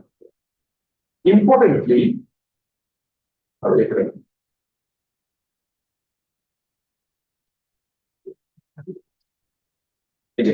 a new row of data with 20 columns is provided and is automatically transformed to 9 components and fit to the naive Bayes model in order to predict the class level. 20টাকে 9টাতে সে automatically convert করবে, আমাদের কিচ্ছু করার দরকার নাই, আমাদের ন্যানের মতো ন্যান দেওয়ার দরকার নাই, ওটাকে ফিল করার দরকার নাই, সে নিজেই কাজ করবে। কারণ এটা আমাদের পক্ষে করা আসলে সম্ভব না। আমরা 20টা দিয়ে দিব, এরপরে প্রিডিক্ট করার সময় এই যে রো দিয়ে দিলাম, সে 20টাকে 9টাতে কনভার্ট করবে, এখানে যেমন করে করেছিল এলডিএ তে, সে কনভার্ট করে নিয়ে তারপরে রেজাল্ট দেবে। আমরা যদি রেজাল্টটা দেখি এটা কোন গ্রুপের মধ্যে পড়ে, তাহলে আমরা সহজেই কিন্তু এটা দেখবো যে ক্লাস 6 এর মধ্যে পড়ে। এখানে ক্লাস কটা? 10টা, ক্লাস 6 এর মধ্যে। এখানে বলার উদ্দেশ্য হচ্ছে আমাদের এখানে কোনো চেঞ্জ করার দরকার নেই, যা আছে দিয়ে দিব, ও 20টাকে 9টায় কনভার্ট করে রেজাল্ট দেবে। এই কোডটা কি বুঝতে পেরেছেন?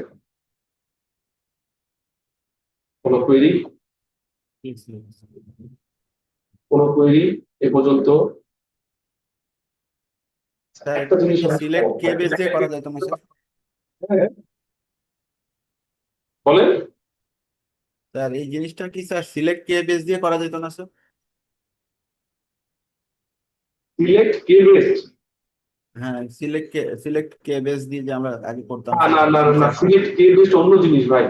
সিলেক্ট কে বেসড কি করে, আপনার যে ফিচার গুলো আছে সেই ফিচার গুলো থেকে একটা করে লিঙ্ক বাদ দিয়ে দেয়। ধরেন এখানে আপনার ফিচার আছে হলো 3টা,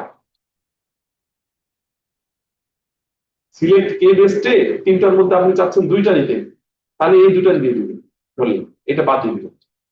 কিন্তু আমাদের এখানে কিন্তু এই 3টা থেকে নতুন ভাবে সে একটা ডাইমেনশন তৈরি করছে, এটা সিলেক্ট কে বেসড এর মতো হবে না, জি স্যার, পিসি এর মতো স্যার। পিসি এর মতো। এটা এগুলো পারফরমেন্স ভালো, ওগুলা থেকে এটা থেকে পারফরমেন্স ভালো, ডাইমেনশনটা নতুন ভালো। ঠিক আছে?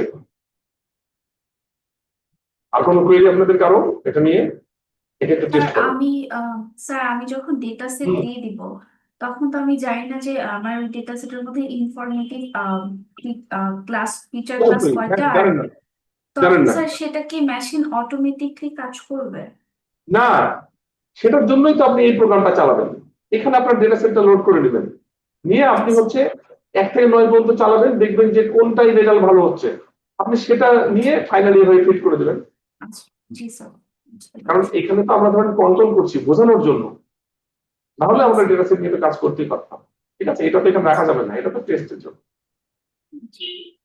আর কোনো কোয়েরি কারো?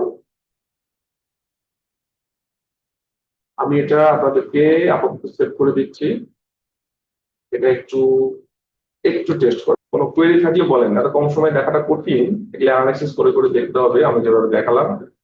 তারপরে যদি কোনো কোয়েরি থাকে আমাকে বলেন।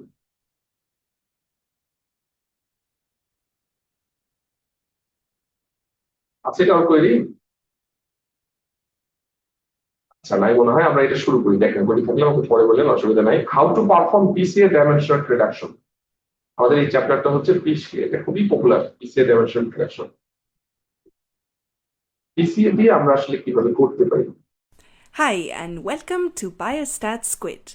The topic of this video is principal component analysis and how to use it to interpret biological data.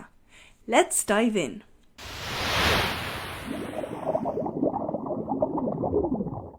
So imagine you want to study aging and you want to find out what factors contribute to a longer or shorter lifespan. You start with a dataset that looks like this. Let's say you have data from 20 people and the age when they passed away. And we have many factors like their height, weight, sex, if they smoked or not, about their diet. Anyway, we have 200 factors. So in order to understand the data, we need to visualize it first. But we cannot visualize so many dimensions all at once. We could, for example, pick 2 factors and plot them. For example, we might think smoking and cholesterol levels in blood might be high contributors to your life expectancy. But we're losing some possible valuable information contained in other factors of the data, such as weight or diet. Is there a way of taking into account all factors? An amazing solution is principal component analysis, or PCA for short. PCA takes all of the factors, combines them in a smart way, and produces new factors. These new factors are called principal components. And it does that in such a way that if you focus on just the first few components, you will keep most of the information from the dataset. Going back to our example, imagine we computed principal component analysis on our dataset and reduced our 200 dimensions to 5 principal components. This is amazing. We were able to simplify the data much more, and what's important, we didn't lose much information. Okay, but we cannot represent 5 dimensions in a 2D plot. The nice thing about PCA is that principal components are ranked from most important to least important. So let's just plot PC1 and PC2. This is our PCA plot, and each point is a person from our dataset. What if we colored the points by age? We can see that our samples already cluster together really nicely by age. Those people who live longer seem to be grouped together. Those who live shorter tend to be grouped together. So PCA took into account all our biological factors, transformed them into a new variables called principal components, and if we just take the first 2, we actually already see some interesting trends in our data. But what about the other PCs? How do we know if the first 2 principal components are enough to capture most of the information or variance in the dataset? Well, the solution to this is a scree plot.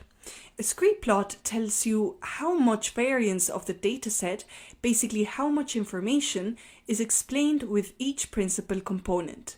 In this case, the first principal component explains 50% of the variance in our dataset. This is amazing, by the way. With actual real-life datasets, if you get close to 40%, you might as well throw a party. Anyways, what this says is that 50% of the variation of a person's lifespan can be explained by principal component 1. If you add principal component 2, that's another 35%, which makes 85%. Of course, it depends on your objectives, but explaining 85% of variance in life expectancy sounds quite nice to me. Ideally, we want to get around 90% variance with just 2 to 3 components so that enough information is retained while we can still visualize our data on a plot. Okay, but what is exactly principal component 1? What does it mean? As a biologist who's interpreting biological data, you're interested in knowing which variables or biological factors are responsible for the patterns you see among the observations or the people. We would like to know which variables are influential and also how the variables are correlated. This is given by the principal component loadings. Basically, each variable gets a loading or weight for each principal component, which tells you how much it contributes to that PC. We can also plot the loadings to see the relationship between our 200 variables. Let's just plot some of them. For example, for PC1, which again is the most important PC, we might expect to see variables like greasy diet, obesity, heart rate, or frequent exercise to have really large weights because they contribute a lot. And maybe variables like how many times you brush your teeth a day have a lower weight. So each of our 200 variables gets a loading score or weight for each principal component. You might have noticed that variables contributing similar information are grouped together. This is part of the magic of PCA. Variables that are positively correlated, for example, greasy diet, obesity, are grouped together. Correlated just means that when the numerical variable of one increases or decreases, the numerical value of the other variable has a tendency to change in the same way. On the other hand, when variables are negatively or inversely correlated, they are positioned on opposite sides of the plot origin, in diagonally opposed quadrants. For example, your resting heart rate and height are inversely correlated, meaning that taller people tend to have lower resting rates compared to shorter people. Moreover, the distance to the origin also gives you information. The further away a variable is from the origin, the stronger the impact it has on the model. For example, here obesity, blood pressure, and average heart rate seem to be good variables to separate longer lifespans from shorter lifespans. So this loading plot is a great way of seeing the relationship between our 200 variables at the same time. It lets you know what variables are influential and also how the variables are correlated. Okay, so back to our PCA plot. How do we use this to draw conclusions from our dataset? Let's have a look at this other example. We have data from the gene expression profile of 50 different patients with lung cancer. And for each patient, we measured the expression of 30,000 genes. We could plot the expression of genes individually across all patients, but we cannot visualize the expression of all genes across all patients all at once. Or can we? To get a general overview of our data, a good place to start is with PCA. So this is our PCA. Each point is one of our patients. Patients with similar gene expression profiles are now clustered together. Just glancing at this plot, we can see that there are 3 clusters of patients. This means that overall we have 3 distinct gene expression profiles. And this is very interesting because it might mean that this group of patients will respond better to drug X and this other group of patients will respond better to radiotherapy. Now, the orange and green clusters are different based on PC1. So the differences in gene expression profiles are probably due to genes that have heavy influences on PC1. Remember that the loadings tell us which genes have heavier weights on the principal component. The pink and green clusters are different based on principal component 2. So the genes that influence PC2 are more likely to be responsible for this. But remember, principal components are actually ranked by how much they describe the data. PC1 is more important than PC2, so actually differences between clusters along PC1 axis are larger than the similar looking distances along PC2 axis. So here, clusters green and orange are more different amongst each other than clusters green and pink. Wait, but are 2 principal components enough to represent all our 30,000 genes? Perhaps you remember how to check this. That's right, we need to take a look at the scree plot. In this case, the first 2 principal components cover most of the variation in our dataset, so they're good enough. And this is one of the first steps of analysis. As you can see, PCA is a great way of representing large datasets to observe trends, jumps, clusters, and outliers. From here, we would of course trace back to find out which genes make the clusters different from one another. So, to sum up, PCA is a great way of summarizing large datasets with many dimensions into less dimensions, while retaining as much information as possible. It captures the essence of the data into a few principal components. Usually, it's enough to keep just the first 2 or 3 principal components if they explain enough % of the dataset. To check how much variance or information the first few principal components hold, you should look at a scree plot. How do we read a PCA? Observations with similar overall profiles are clustered together. PC1 captures the most information from our dataset, followed by PC2 and then PC3, and so on. This means that clusters separated along the x-axis are more different than clusters separated along the y-axis by a similar distance. If you're interested in understanding how PCA actually works, so how it is able to understand and summarize the data, leave me a comment down below. I will try my best to explain it with zero math so you can get an idea of how it does it. আমি শুধু এই video থেকে একটা ছবি নিয়ে আপনাদেরকে আমি থিমটা একটু বলে দিই, যদি এটাকে বলেছি তারপরে একটু বলি তাহলে একটু সুবিধা।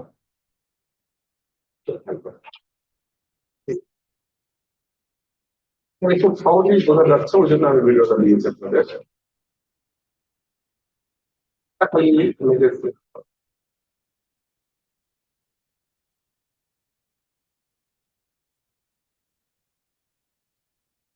এইটা খেয়াল করে পিসিএ কি করে সেটা এখানে দেখা যাচ্ছে। এইটা একটা ডেটা সেট, দেখেন এখানে যেগুলো কলাম 1টা 2টা 3টা 4টা 5টা 6টা 7টা ডট ডট ডট, এখানে প্রায় 200-র মতো কলাম আছে। এটা যেটা বলছেন এই যে 200 কলাম, 1 2 3 4 থেকে 200 কলাম। এই কলামগুলো থেকে মানে এখানে 200টা ডাইমেনশন, 200টা ডাইমেনশনের মধ্যে পিসিএ চালিয়ে 5টা ডাইমেনশন নেওয়া হয়েছে, সম্পূর্ণ নতুন ডাইমেনশন। এমন ভাবে নেওয়া হয়েছে যেন এই 20টা মানে 200টা রিপ্রেজেন্টেশন 5টাকে। This is the working principle of PCA, খুবই পাওয়ারফুল। এবং এখানে আরো কিছু ইম্পর্টেন্ট বিষয় আছে। PC1 মানে এটা first component, second component, third component, fourth component, fifth component. এখানে দেখেন এখানে হলো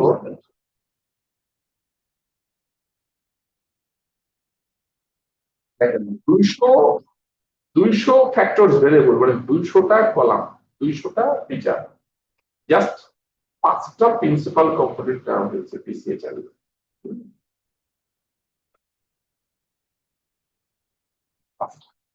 মানে একটা পার্সনকে রিপ্রেজেন্ট করা হচ্ছিল 200টা ফিচার দিয়ে, এখন 5টা দিয়ে রিপ্রেজেন্ট করা হচ্ছে। তার মানে এই না যে 200টার যে রিপ্রেজেন্টেশন 5টা দিয়ে হয়ে যাবে, এটা একেবারে পুরোপুরি ওরকম নাও হতে পারে, তবে কাছাকাছি যায়। এটা কেন দরকার? এখানে যে আমরা যে ডাইমেনশনাল রিডাকশন করছি সেটা এল দিয়ে দিয়ে হোক, পিসিএ দিয়ে হোক, কেন দরকার? আমরা কি শুধু মানে প্রসেসিং স্পিডটাকে বাড়ানোর জন্য করছি? না, আরো কিছু কাজ আছে। একটা জিনিস বলি, খেয়াল করেন যে ধরেন আপনাকে বলা হলো যে আপনার এই ফ্রেন্ডের গুণের কথা বলেন, যে তার ভালো ভালো প্রপার্টিজ কি কি আছে। তো আপনি যদি ইন্টেলেকচুয়াল হন, আপনি কিন্তু খুব বেশি গুণের কথা বলবেন না, যেগুলো খুবই মেজর সেগুলো গুণের কথা বলবেন, এবং যেগুলা অন্যের নাই তার আছে, মানে তাকে আলাদাভাবে যেন নোটিফাই করা যায়, তাকে আলাদা করা যায়, সবার থেকে অন্যভাবে রিপ্রেজেন্ট করা যায়, সেই জন্য আপনি তাকে বলবেন। তার ওই ইম্পর্টেন্ট ফিচার গুলো বলবেন, হয়তো খুব বেশি হলে 500টা, কিন্তু তার ফিচার তো মনে করেন 400-500 আছে। তার মাথার চুল কালো, আপনি কি বলবেন তার মাথায় চুল আছে এবং সেটা দেখতে কালো? আপনি সেটা বলবেন না। আপনি এমন ফিচার বলবেন যে তার ক্যারেক্টারিস্টিক্স খুব, ঠিক আছে? তো এই যে 200টা ফিচার দিয়ে আপনি যদি ইন্টেলেকচুয়াল না হন, তাহলে কিন্তু আপনি প্রায় পারলে 200টা কেন 300টা ফিচারই বলে যাবেন। 200টা ফিচার দিয়ে যখন আপনি তাকে রিপ্রেজেন্ট করছেন, আপনি যখন তার 200টা ফিচারই বলছেন, তার যে ইম্পর্টেন্ট ফিচার গুলা সেগুলা কিন্তু আসলে খুব একটা প্রমিনেন্ট হচ্ছে না, হাইড হয়ে যাচ্ছে। কিন্তু আপনি যদি 5টা ফিচার তার বলেন ইম্পর্টেন্ট 200টার মধ্যে থেকে বেছে নিয়ে, তাহলে সেটা বেশি প্রমিনেন্ট হবে না, তাকে অন্যের থেকে আলাদা করা বেশি যাবে না। আমি কি বোঝাতে পারলাম? তো এই যে 200টা ফিচার নিয়ে আপনি যখন মেশিন লার্নিং মডেলে ফিট করাচ্ছেন, কোনটা ভালো কোনটা খারাপ, যদি আপনি খারাপ করা ঠিক না, কোনটা রাখা যায় কোনটা বাদ দেওয়া যায়, সবগুলো নিয়ে যখন কাজ করছে, তখন তার ক্লাসিফিকেশনের যে অবস্থা সেটা খুব একটা ভালো নাও হতে পারে। কেননা অন্য জেনারেল ফিচারের ভিড়ে যেগুলা হচ্ছে ইউনিক ফিচার বা যেগুলো প্রমিনেন্ট ফিচার সেগুলো বাদ যাচ্ছে বা সেগুলো ওইভাবে ভিজুয়ালাইজ হতে পারছে না। যে এক্সাম্পলটা দিলাম ঠিক একইভাবে আমাদের এই মডেলের ক্ষেত্রেও কিন্তু এই কাজটা হয়। ভালো হয় সব থেকে প্রমিনেন্ট ফিচার গুলো নিয়ে কাজ করা, যেমন এখানে করা হয়েছে পিসিএ। এই কারণেই কিন্তু আমরা ডাইমেনশন রিডাকশন করি আমাদের ক্ষেত্রেও, যেমন তাই মেশিনের ক্ষেত্রেও মডেল ডেভেলপমেন্টের ক্ষেত্রে আমরা যদি এভাবে ডাইমেনশন রিডাকশন করে কাজ করি, তাহলে ইম্পর্টেন্ট ফিচার গুলো আপনাকে বের করে দেবে, যেটা দিয়ে মেশিন লার্নিং মডেলে দিতে পারলে ওয়ার্কস ভেরি ওয়েল। আমরা সেই জন্যই কিন্তু ডাইমেনশন রিডাকশনটা করি। যেমন এখানে হচ্ছে 200টা থেকে 5টা নেওয়া হয়েছে, এবং এখানে PC1 PC2 PC3 PC4 PC5 এটা কিন্তু একটা র্যাঙ্ক আছে, অর্ডার আছে। PC1 এর ভ্যালু PC2 এর থেকে বেশি। খেয়াল করেন, এখানে কিন্তু PC1টা PC2 এর থেকে বড়, PC2 এরটা PC3 এর থেকে বড়, PC3টা PC4 এর থেকে বড়, ফর্ম দিয়েও ছোট বড় করে দেখাচ্ছে, কেননা PC1 বেশি ইম্পর্টেন্ট PC2 এর থেকে, PC2টা বেশি ইম্পর্টেন্ট PC3 এর থেকে, PC3 বেশি PC4 এর থেকে। বোঝা গেল? আমরা রেজাল্ট দেখলে কি হয়, বোঝা গেল? ভিডিওটা দেখবেন। আমি ইম্পর্টেন্ট জিনিসগুলো বললাম। এ পর্যন্ত কি কোনো কোয়েরি আছে এতক্ষণ পর্যন্ত যা বললাম পিসিএ নিয়ে?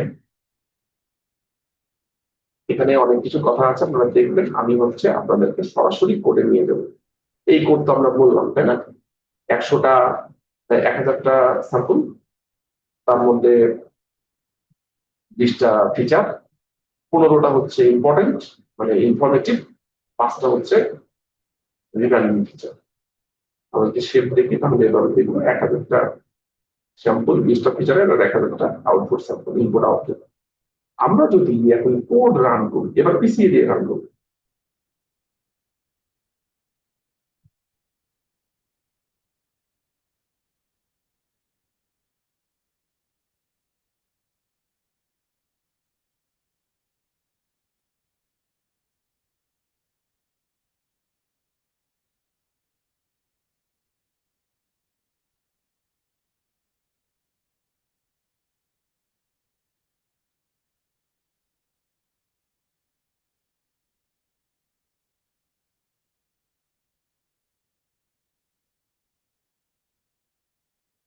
দেখেন কি আছে এখানে। রিপিটেড স্টেটমেন্ট কেবল এই পিসিএ চ্যাপ্টারটা শেষ করে আপনাদেরকে বলবো। পাইপলাইন পিসিএ দেওয়া হয়েছে, নেম দিয়েছিল ওরা, এই যে পিসিএ দিয়ে আমরা ডিকম্পোজ করবো। আমরা হচ্ছে এটাকে ডাইমেনশন রিডাকশন করবো, লজিস্টিক রিগ্রেশন মডেল এখানে ইউজ করা হচ্ছে। আমরা একটা ডেটা সেট তৈরি করলাম, এই ক্লাসিফিকেশন দিয়ে 1000 স্যাম্পলের ফিচার 20টা, 15টা ইম্পর্টেন্ট, 5টা রিডান্ডেন্ট। এক্স হচ্ছে ইনপুট, ওয়াই হচ্ছে আউটপুট। আমরা পাইপলাইনের মধ্যে আমরা এখানে কম্পোনেন্ট দিয়েছি 10টা। বলতে পারেন কেন 10টা? এটা এমনি দিয়েছি 10টা, পরে আসছে আমরা যে 10টা কেন রাখবো বা অন্য কেন রাখবো না, কত রাখা যেতে পারে। ঠিক আছে, প্রথমে পিসিএ ইউজ করছি 10টা কম্পোনেন্ট দিয়ে, তারপরে হচ্ছে লজিস্টিক রিগ্রেশন ইউজ করছি আমরা ক্লাসিফিকেশনের জন্য। আমরা রিপিটেড স্টেটমেন্ট কে ফোল্ড বলছি, আর ক্রস ভ্যালু স্কোর আমরা এখানে ভ্যালিডেশন আমরা রেজাল্টটা বের করবো, তারপরে আমরা ফাইনাল রেজাল্টটা কত সেটা বের করা ক্লিয়ার করছি। আগের মতোই কোনো পার্থক্য নাই।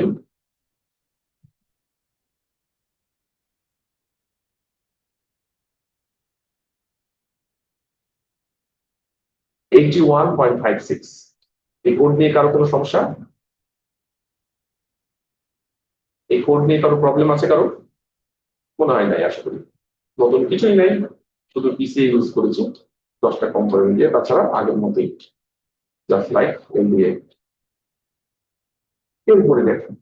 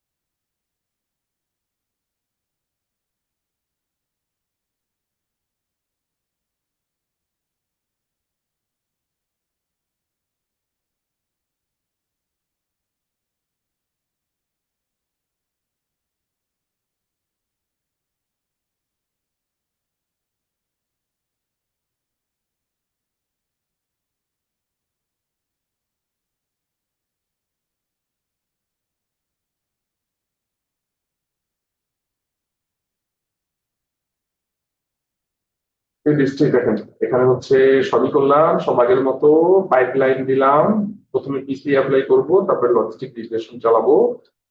আমরা এখানে ডেটা সেটটাকে তৈরি করলাম, 20টা ফিচার, 15টা ইনফরমেটিভ, 5টা রিডান্ডেন্ট। মডেলের মধ্যে ডিকশনারি আগের মতোই, সম্পূর্ণ আগের মতো। এখানে দেখেন, এখানে কিন্তু এবার কিন্তু রেস্ট্রিকশনটা নাই। আমাদের যেটা ছিল আগে এলডিএ তে, যে যতগুলা ক্লাস তার থেকে একটা কম ক্লাস আমরা ইউজ করতে পারবো, বাট এলডিএ পিসিএ তে কিন্তু সেটার সুযোগ নেই। পিসিএ তে আমরা সবগুলো ইউজ করে টেস্ট করে দেখতে পারি। এইখানে এই যে আই আসলো আগের মতোই, কোনো পার্থক্য নেই। এখানে শুধু 10-এর জায়গায় আমরা 21 দিয়ে দিয়েছি, কারণ এখানে কোনো রেস্ট্রিকশন নাই, যতগুলো আছে সবগুলো কাজ করতে পারবে। 21 মানে আসলে 1 থেকে 20 পর্যন্ত কাজ করবে আমাদের, যেহেতু টোটাল 20টা ফিচার। এখানে কিন্তু ক্লাসের উপরে ডিপেন্ড করবে না, ঠিক আছে। এরপরে দেখেন,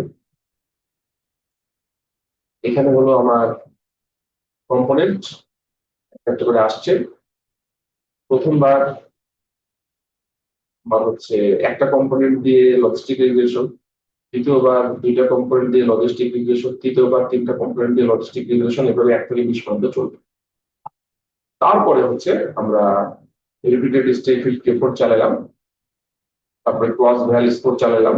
চালানোর পরে আমরা হচ্ছে রেজাল্ট টেকনিক দেখবো আগের মতো। ডেটা সেট নিলাম, মডেল ডেভেলপ করলাম। ওই মডেলের মধ্যে কিন্তু 20টা মডেল ডেভেলপ করা আছে, 1 থেকে 20, যেটা পাইপলাইনের মধ্যে কিন্তু একটা একটা করে কাজ করবে। ওকে, এরপরে হচ্ছে আমাদের ইভ্যালুয়েট মডেল, নেম আর রেজাল্ট। যে name model from model site, evaluate model ক্ষেত্রে মডেলটা প্রথমবার আসবে একটা পিসিএ দিয়ে, মানে একটা পিসিএ কম্পোনেন্ট দিয়ে লজিস্টিক রিগ্রেশন। দ্বিতীয়বার লুপে 2টা পিসিএ কম্পোনেন্ট দিয়ে লজিস্টিক রিগ্রেশন, এভাবে চলবে ইনপুট আউটপুট। তারপরে রেজাল্ট গুলো এখানে ঢুকবে, তারপরে নামের সাথে সাথে এক কটা কম্পোনেন্টের জন্য রেজাল্ট কত পার্সেন্ট সেটা দেখাবে। আমি যদি এখন দেখাই,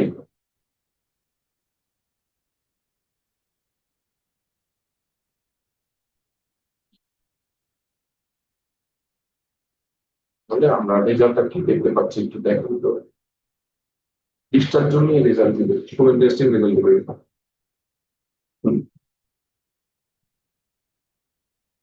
দেখেন তো এখানে কি হয়েছে, বক্স প্রবলেম 15টা ইনফরমেটিভ ফিচার ছিল না, আর 5টা তো রিডান্ডেন্ট। 15টা ফিচার এই পর্যন্ত কিন্তু ইনহ্যান্স হয়েছে রেজাল্ট,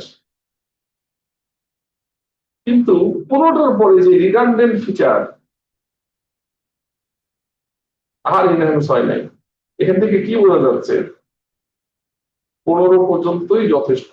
দেখেন ইমপ্রুভ হয়েছে, কিন্তু ইমপ্রুভ হতেই আছে, ইমপ্রুভ হতেই আছে। 15 পর্যায়ে ইমপ্রুভমেন্ট নাই, 15 যা 16 তা 17, 18, 19, 20 তাই। কারণ এখানে 15টা ফিচার ইনফরমেটিভ, 5টা এই 15টা থেকে তৈরি করা হয়েছে। আমি কি বোঝাতে পারলাম? কি ঠিক আছে? কোনো কোয়েরি? জি স্যার। এবং এইখানে প্রথম ফিচারটা পরের ফিচারের থেকে ইম্পর্টেন্ট বেশি, দ্বিতীয় ফিচারটা তৃতীয় ফিচারের থেকে ইম্পর্টেন্ট বেশি, তৃতীয় ফিচারটা চতুর্থ ফিচারের থেকে ইম্পর্টেন্ট বেশি, চতুর্থ ফিচার পঞ্চম ফিচারের থেকে ইম্পর্টেন্ট বেশি। এভাবে ইম্পর্টেন্স আছে, মানে আপনি যদি একটা ফিচার নেন একটা নেন প্রথমটা, যদি ফিচার দুইটা নেন তাহলে দুইটা নেবেন, তিনটা নিলে তিনটা নেবেন, এভাবে সিরিয়াল করে সাজানোই আছে র্যাঙ্ক করে। বোঝা গেল? তাহলে এর পরের যে কোডটা আছে এখানে দেখুন যেখানে এই জায়গাটা দেওয়া আছে, আমরা কটা দিয়ে চালাবো? 15টা দিয়ে চালাবো। এখন যদি আমাদের কোনো যদি টেস্টিং এর সময় নতুন কিছু চলে আসে, নতুন তো কিছু আসবে না, নতুন ফিচার, তাহলে কি হবে ওটা দেখাচ্ছে।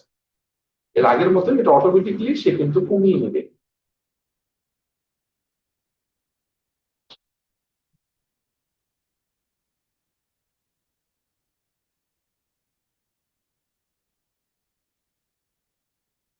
এই যে দেখো, make classification, pipeline, PCA, logistic regression, তাই তো আগের মতন সাধারণ একই রকম। এখানে কিন্তু এবার আমরা 15টা দিলাম। প্রথম প্রোগ্রামে 10টা এমনি একটা ভ্যালু দিয়ে টেস্ট করে দেখেছিলাম কি হয়, কিন্তু আমাদেরকে কিন্তু 10টা দেওয়া যাবে না। আপনি যটা চাবেন তটা দিতে পারেন, আমরা ম্যাক্সিমাম 15টা দিয়ে সর্বোচ্চ রেজাল্ট পাচ্ছি। আমরা 15টা দেবো, যেখানে দিয়েছি ওই জন্য 15টা দিয়ে লার্ন করাচ্ছি। তারপরে লজিস্টিক রিগ্রেশন, কিসের 15টা কম্পোনেন্ট, তারপরে লজিস্টিক রিগ্রেশন পাইপলাইনের মধ্যে ঢুকিয়ে আমরা ফিট করলাম। তারপরে টেস্টিং এর সময় একটা তো ইউনিক আমাকে দিতে হবে 20টা পয়েন্টের, 20টা দিলাম। এখন 20টা থেকে 15টা নিয়ে আসবে কে? এটা অটোমেটিক হবে, জাস্ট পিডিএফ লিখলে সে নিজেই কিন্তু করে নেবে। এই 20টার মধ্যে কোন 15টা ফিচার ইম্পর্টেন্ট পিসিএ দিয়ে সে বের করে নিয়ে কাজ করবে। এখানে কিন্তু পাইপলাইনের মধ্যে ঢুকানোর দরকার নেই। আমরা এর আগে যেটা বলছিলাম এলডিএতেও কিন্তু তাই আমরা ঢুকাই নেব, কিন্তু এর আগে যখন ফিল করেছিলাম আমাদের ডেটা ক্লিনিং এর সময় তখন কিন্তু আমরা ঢুকিয়ে দিয়েছিলাম। তাই এখানে ঢুকাইতে হবে। আপনি যদি এটা বের করতে চান তাহলে কিন্তু রেজাল্ট এটা ক্লাস 1 এর মধ্যে চলে আসে। ঠিক আছে, এই হচ্ছে আমাদের কোডিং এর বিষয়। এখন বলেন আমাদের এই চ্যাপ্টার কিন্তু শেষ, এই চ্যাপ্টারের বিষয় আমরা আজকে মূলত দেখলাম যে ডাইমেনশনাল রিডাকশন কি এবং ডাইমেনশনালিটি কেন বেশি দরকার, কেন রিডাকশন করা দরকার। ওই যে একটা টার্ম আপনাদের বলা হয় নাই, এই টার্মটা খুব popular, curse of dimensionality. Curse of dimensionality যদি বেশি থাকে তাহলে এটা কিন্তু অভিশাপ হতে পারে। ওই যে বললাম যে 200 ফিচারটা আপনি বলছেন, 200টা ফিচার নিয়ে কাজ করছেন, কোনটা পার্মানেন্ট কোনটা নন পার্মানেন্ট কিছু বোঝা যাচ্ছে না। এই 200টা থেকে আমি কমিয়ে নেব, এটা আমার প্রসেসিং স্পিডও বাড়বে, যেটা ইম্পর্টেন্ট ফিচার সেগুলো বের হয়ে যাবে। 200টা থেকে আমি 15টা নিলাম এখানে। তো 200টা নিয়ে আপনি যদি করতে পারেন, কিন্তু ডাইমেনশনালিটির অভিশাপ রূপে দেখা দিতে পারে। বেশি ডাইমেনশনের জন্য রেজাল্ট খারাপ হতে পারে, এই জন্য পিসিএটা ইউজ করা যেতে পারে। আপনি টেস্ট করে দেখতে পারেন, দুটো খুবই পপুলার, পিসিএ খুব বেশি পপুলার। তো মূলত ডাইমেনশনালিটি রিডাকশন কেন দরকার, আমরা কার্স অফ ডাইমেনশনালিটি থেকে কিভাবে মুক্তি পাবো, আমাদের এই দুইটা টেকনিক এলডিএ এবং পিসিএ কিভাবে কাজ করে, এবং কম্পোনেন্ট গুলা বাড়ানো বা কমানোর ফলে কি ঘটনা ঘটছে, আমরা ফাইনালি কতটা সেট করব, সেগুলো নিয়ে মূলত বলেছি। খেয়াল করেন আমরা এই মডিউলে আসলে কি করলাম। এই মডিউলটা কিন্তু খুব ইম্পর্টেন্ট। কোন সেন্সে?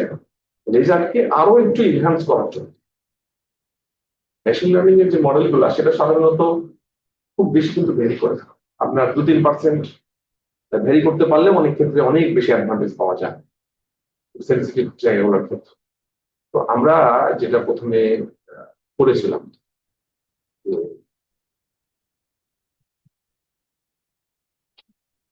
আমরা এই মডিউলে কি বললাম, এটা তো ফুল মডিউল না, আমরা এই পুরো অংশ কিন্তু মেশিন লার্নিং উইথ পাইথন মডিউলে শেষ করেছি, এর আগের মডিউলটা। আজকে কি করলাম, মানে আজকে না তো এই মডিউলটা কি করলাম, আমরা প্রিপ্রসেসিং কত ভালো করা যেতে পারে, মানে হচ্ছে ডেটা ক্লিনিং, তারপরে এখানে মানে ডেটা ফিলিং দিয়ে আমরা ডেটা সেটকে কিভাবে ঠিক করবো। ঠিক আছে, এখানে যে ডেটা সেটটা পেয়েছিলাম সেই ডেটা সেটের উপরে বিভিন্ন ধরনের অপারেশন চালিয়েছি, এটা দেখেছি আমরা ডিটেলস। আমরা প্রিপ্রসেসিং এর বিভিন্ন টেকনিক, নর্মালাইজেশন থেকে শুরু করে স্ট্যান্ডার্ডাইজেশনের ডিটেলস জিনিসগুলো দেখেছি। ফিচার এক্সট্রাকশন বা ফিচার এলিমিনেশন, আমরা কিভাবে ফিচারকে এলিমিনেট করতে পারি, সরাসরি ফিচারকে বাদ দিতে পারি, কমিয়ে দিতে পারি, এবং ফাইনালি ডাইমেনশনাল রিডাকশন, এটা কিন্তু ফিচার এক্সট্রাকশনের মধ্যেই পড়ে। এটা আমরা দেখলাম। মূলত আমরা এই 3 জায়গায় ফোকাস করেছি। ডেটা সেটকে ক্লিন করা বা ডেটা সেটকে আরো কত ভালোভাবে ফ্রেশ করা যেতে পারে সেটার উপরে কাজ করা। 2 নম্বর হচ্ছে প্রি প্রসেসিং টেকনিক গুলা এনহ্যান্স করে আমি রেজাল্ট কিভাবে বাড়াইতে পারি সেইটা। আর আমরা ফিচার এলিমিনেট করা বা ডাইমেনশন রিডাকশন করে কত ভালো ফিচার নিয়ে আমি মেশিনে দিতে পারি। কারণ আপনি লার্নিং অ্যালগরিদম যতই ভালো করেন, আমরা কিন্তু গত সেমিস্টারে যেটা সরি গত মডিউলে যেটা দেখেছি সেটা হচ্ছে মেশিন লার্নিং অ্যালগরিদম কিভাবে আমরা ইউজ করব, কিভাবে টিউন করবো, সেগুলো সবকিছু ট্র্যাডিশনাল মেশিন লার্নিং অ্যালগরিদম। এই মডিউলে যেটা দেখলাম সেটা হচ্ছে ডেটা সেটকে ফ্রেশ করা, কথা যেটা আমি বলি, ক্লিন করা, প্রিপ্রসেসিং করা, ফিচার সিলেক্ট করা এবং আপনার ডাইমেনশন রিডাকশন করে এই ফিচারগুলো আমরা লার্নিং অ্যালগরিদমে কিভাবে দিব। আমরা লার্নিং অ্যালগরিদম যা করব, লার্নিং এর ক্ষেত্রে টেস্টিং এর ক্ষেত্রেও কিন্তু একই কাজ হয়। আমরা এই মডিউলটা দিয়ে আগের যে মডিউলের কাজ ছিল সেটার এফিসিয়েন্সি আরো বাড়ানোর চেষ্টা করলাম আমাদের প্রিভিয়াস সিস্টেমগুলো নিয়ে কাজ করে। আমি কি বুঝাতে পারলাম? এইটাই হচ্ছে আমরা কি করছি সেটা জানতে হবে, সেই কারণে এটা বলা। বলেন আপনাদের দিক থেকে কোনো কোয়েরি থাকলে আমার এই মডিউল আজকে শেষ করলাম। স্যার একটা কোয়েশ্চেন ছিল। স্যার বলেন। আমরা পিসিএ করার পরে নতুন যে আমাদের ডেটা সেটটা রেডি হলো, স্যার ওটা কি কোনোভাবে এক্সপোর্ট করা যাবে? আরেকবার। স্যার মানে পিসিএ করার পরে আমাদের যে নতুন ডেটা সেটটা ক্রিয়েট হলো, স্যার ওইটাকে কি কোনোভাবে এক্সপোর্ট করা যাবে ওখান থেকে? হ্যাঁ, যাবে না কেন? এর আগে দেখেছি তো আপনাদের, অবশ্যই এক্সপ্লোর করা যাবে। আপনি ইচ্ছা করলে দেখতে চাইতেই পারেন। এর আগে আমি কোডগুলো করে দেখিয়েছি যে স্যার এক্সপোর্ট করতে চাচ্ছি, এক্সপ্লোর না। মানে স্যার মানে আমি যদি ডেটাটাকে মানে ডেটা সেটটাকে ডাউনলোড করতে চাই, যদি ওইভাবে। আপনি দেখতে পারবেন, দেখতে চাইলে তো ডাউনলোড করতে পারবেন। আচ্ছা স্যার, স্যার এই জিনিসটা আমার ক্লিয়ার ছিল না। না, দেখতে পারবেন। আপনি যে 15টা নিলেন, এই যে এখানে তো ভিডিওর মধ্যে যেটা দেখালাম যে আপনার 200টা থেকে 5টা নিয়ে আসছে, আপনি অবশ্যই ভ্যালু দেখতে পারবেন, কিন্তু এই ভ্যালু কিন্তু মিল করতে পারবেন না ওখান থেকে কিভাবে আসলো সেটা ইকুয়েশন দিয়ে আপনাকে বের করতে হবে। তবে এইটাকে আপনি এক্সপোর্ট করে আসলে কোনো লাভ হবে না। আপনি প্রোগ্রামিং সাধারণত এক্সপোর্ট কেউ করেন না। এটা আপনার প্রসেস করার পরে ডাইমেনশন রিডাকশন করার পরে যে নতুন ফিচার গুলো আসলে এটা জাস্ট ফিট করে দেয়। কারণ এটা এক্সপোর্ট করে নিয়ে আপনার আসলে কোনো লাভ নেই। কারণ এই ফিচার গুলা ওই ফিচারে আবার রিকনস্ট্রাক্ট করে নিয়ে যেতে হতে পারে, অনেক ক্ষেত্রে লাগে রিকনস্ট্রাকশন। ধরেন একটা ইমেজ থেকে আপনি ইমেজকে ডাইমেনশন রিডাকশন করে পিসিএ দিয়ে ছোট করে ফেলবেন, এরপরে আবার তো এমনও হতে পারে যে পিসিএ এর এই ভ্যালুগুলো থেকে আবার অরিজিনাল ভ্যালুতে ফিরে আসতে করা যায়। তবে হচ্ছে একেবারে পুরোপুরি নাও আসতে পারে। আপনি যদি সবগুলো কম্পোনেন্ট নেন তাহলে ডেফিনেটলি পুরোটা আসবে, কিন্তু যদি সবগুলো না নেন, যত বেশি নেবেন তত ভালো আসবে, যত কম নেবেন তত খারাপ আসবে। ঠিক আছে? আচ্ছা, আর কোনো কোয়েরি বলেন? ভালো কোশ্চেন ছিল। আর আপনাদের একটা জিনিস বলা হয় নাই, সেটা হচ্ছে স্ট্রেই ফিল্ড কে ফোল্ড। এটা একটু বলে নিন, এটা 2-3 দিন থেকে বলছি যে বলবো, একটু বলে নিন তাহলে। স্ট্রেই ফিল্ড কে ফোল্ড, এটা খেয়াল করেন। এই ফিগারটা আসলে ফিগারটা আমার কাছে তৈরি করা ছিল না, এটা একটু বসে এখনই বানাইলাম। সেটা হচ্ছে যে ফিগারটা না হলে বুঝতে পারবেন না, ওই জন্য দেখেন। কে ফোল্ড আমরা বুঝি খুব সহজ। এখানে একটু দেখেন, আপনার একটা ডেটা সেট, ধরেন একটা মাল্টি ক্লাস ক্লাসিফিকেশনের ডেটা সেট, 3টা ক্লাস আছে, এটা একটা ক্লাস, এটা একটা ক্লাস, ওকে। আর এগুলো হচ্ছে আপনার ডেটা সেটের ভ্যালু, ইনপুট ডেটা। এটা হচ্ছে আউটপুট কলাম, আউটপুট ফিচার, আর এই 5টা হচ্ছে ইনপুট ফিচার। না সরি, ভুল বললাম, আমি আরেকটু অন্যভাবে বলি, খেয়াল করে। 5টা ইনপুট ফিচার না, এটা হচ্ছে আউটপুট, আর এটা হচ্ছে ইনপুটের ডেটা সেট। মানে পুরো ডেটা সেটটা হচ্ছে এতটুকু।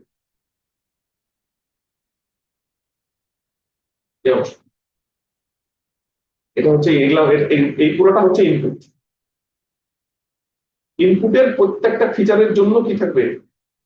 একটা তো আউটপুট থাকবে, তাই না?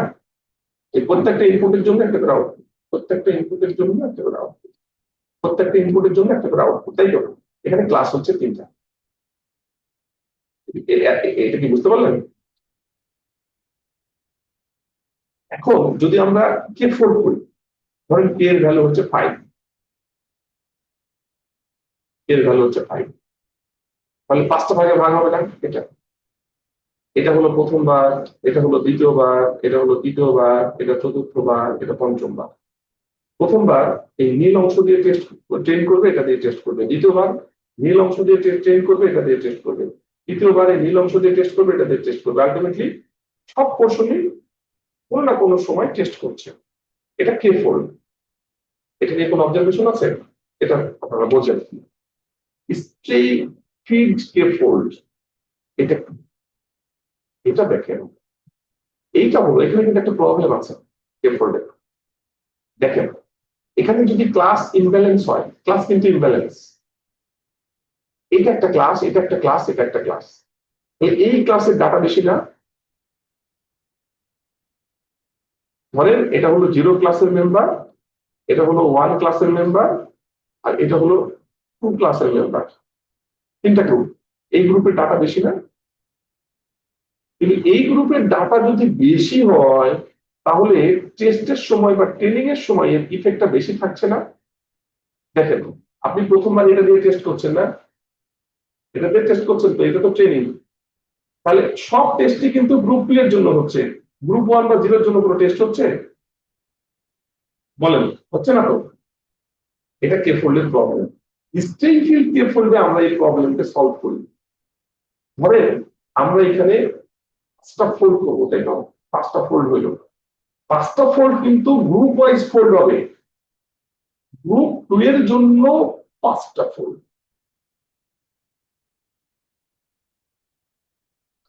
দেখেন তো এর মধ্যে 5টা ফোল্ড হয়েছে। গ্রুপ 1 এর জন্য 5টা ফোল্ড, 1 2 3 4 5। গ্রুপ 0 এর জন্য 5টা ফোল্ড। যখন আপনি ট্রেন করাবেন, নীল কালার গুলা দিয়ে ট্রেন করাবেন আর অরেঞ্জ কালার দিয়ে টেস্ট করাবেন, তাহলে কি হইল? প্রত্যেকটা গ্রুপের মধ্যেই কিন্তু ট্রেনিংও হচ্ছে, টেস্টও হচ্ছে, যেটা এখানে হচ্ছিল না, বায়াস হচ্ছিল। দেখেন এখানে এই অংশের এই গ্রুপ দিয়ে ট্রেন হচ্ছে, এটা দিয়ে টেস্ট হচ্ছে, এই অংশের এই গ্রুপ দিয়ে ট্রেন হচ্ছে, এটা দিয়ে টেস্ট হচ্ছে, মানে নীল অংশগুলা দিয়ে ট্রেন হচ্ছে আর টেস্ট হচ্ছে এই পোর্শন গুলা দিয়ে। এখানেও তাই, নীল অংশগুলা দিয়ে ট্রেন হচ্ছে আর অরেঞ্জ অংশ দিয়ে টেস্ট হচ্ছে, নীল অংশ দিয়ে ট্রেন হচ্ছে, অরেঞ্জ অংশ দিয়ে টেস্ট হচ্ছে। কিন্তু এখানে প্রত্যেকটা গ্রুপের মধ্যে ফোল্ড করা হচ্ছে। এখানে গ্রুপ ওয়াইজ ফোল্ড ছিল, এখানে গ্রুপ ওয়াইজ ফোল্ড। এখানে যখন আমরা করছিলাম না গ্রুপ ওয়াইজ ফোল্ড, টেস্ট দেখেন ট্রেন সবার জন্য হচ্ছে, টেস্ট হচ্ছে শুধু এটার জন্য। তাহলে এগুলো তো ডিপ্রাইভ হলো, এখান থেকে যে রেজাল্টটা বের হবে এটা তো অ্যাকচুয়ালি কাজ করবে না। ট্রেন হচ্ছে সবগুলোর জন্য, টেস্ট হচ্ছে শুধু 3বার এই বড় গ্রুপটার জন্য টেস্ট হয়েছে। তাহলে এই 3বার কিন্তু যারা পার্টিসিপেটই করতে পারে না টেস্টে, রেজাল্ট কিভাবে ঠিক থাকবে? এই কারণে স্ট্রেইট ফিল্ড কে ফোল্ডটা বেশি কাজ করে। এটা গ্রুপের মধ্যে ডিভাইডেশন করে করে টেস্ট এবং ট্রেন হচ্ছে। এটা কি বুঝাইতে পারলাম? আগে বলেন কোনো কোয়েরি থাকলে। না স্যার, স্টেট ফিল্ড কেবলটা তাহলে বেশি ইফিসিয়েন্ট মনে হচ্ছে। স্ট্রেইট ফিল্ড কে ফোল্ডের রেজাল্ট যেটা আসবে সেটা এই ক্লাস ইমব্যালেন্সের যে প্রবলেম সেটাকে ঠিক করবে। তাহলে এটাতে ইমব্যালেন্স ক্লাস যদি থাকে, যদি ক্লাসের সংখ্যা ধরেন এই গ্রুপের বেশি থাকে, এই গ্রুপের কম থাকে, এই গ্রুপের আরো কম থাকে, সেক্ষেত্রে কে ফোল্ড চালালে রেজাল্ট বায়াস্ট হয়ে যাবে, রেজাল্ট এই গ্রুপের দিকে সব দিকে নিয়ে যাবে। যদি আপনি এটা চালান তাহলে কেউ কোনো সময় টানতে পারবে না। স্ট্রেইট ফিল্ড কে ফোল্ড ডেফিনেটলি কে ফোল্ডের থেকে ভালো যদি ক্লাস ইমব্যালেন্স প্রবলেম অ্যারাইজ করে আপনার ডেটা সেট। ধরেন একটা ডেটা সেট আছে, ডেটা সেটে 2টা গ্রুপ, 1 গ্রুপ আর 0 গ্রুপ। 1 গ্রুপে আপনার 700-র মধ্যে 500টা 1 গ্রুপে, 0 গ্রুপের 200টা, তাহলে কিন্তু এটা কে ফোল্ডে সমস্যা করবে। স্ট্রেইট ফিল্ড কে ফোল্ডে সেটা ভালো থাকবে। বুঝা গেল? আর কোনো কোয়েরি এটা নিয়ে? আরেকটা টার্ম আছে, আমরা যেটা পড়লাম সেখানে কিন্তু আরেকটা টার্ম আছে। এটা কে ফোল্ড, স্ট্রেইট ফিল্ড কে ফোল্ড না, রিপিটেড স্ট্রেইট ফিল্ড কে ফোল্ড। আরেক ধাপ উপরে, যে এখানে এটা স্ট্রেইট ফিল্ড কে ফোল্ড না, রিপিটেড স্ট্রেইট ফিল্ড কে ফোল্ড। এখানে এটা আমি ডিনোট করে দিয়েছি। In repeated state field k-fold, we can determine the number of how many times the state field k-fold will perform to find the result. এটা তো state field k-fold না, এটা একবার চালালেন। Repeated state field k-fold, দেখেন এখানে আপনি যদি প্যারামিটারটা দেখেন, প্যারামিটার দেখলে বুঝতে পারবেন। এখানে দেখেন স্প্লিট তো 10, মানে ফোল্ড 10টা।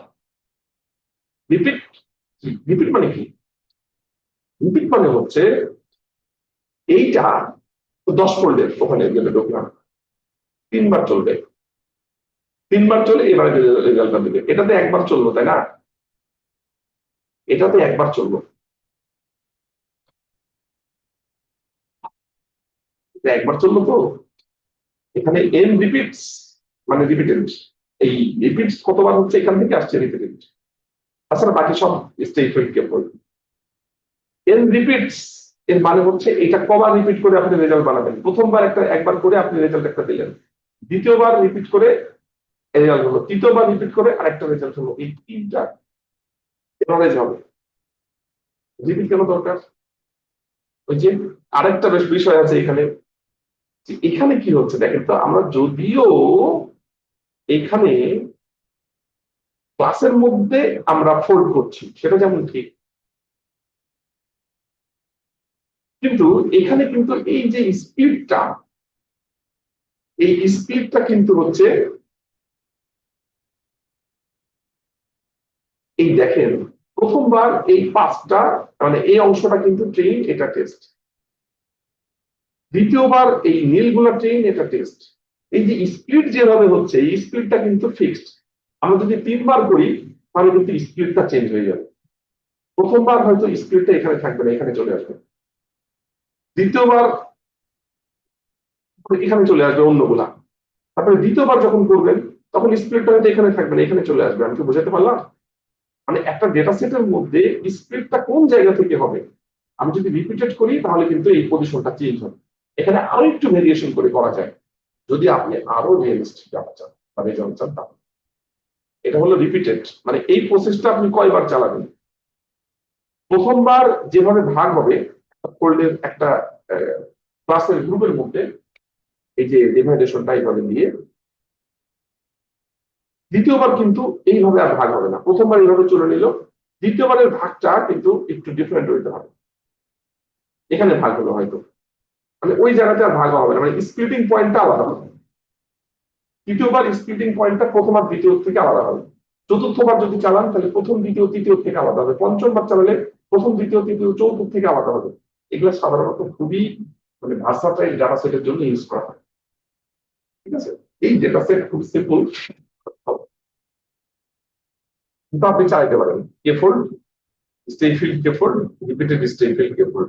এখানে জাস্ট ডিভাইডেশনের স্প্লিটিং পয়েন্টটা গ্রুপের মধ্যেই হবে, কিন্তু ডিভাইডেশনের স্প্লিটিং পয়েন্টটা আরো আলাদা হবে।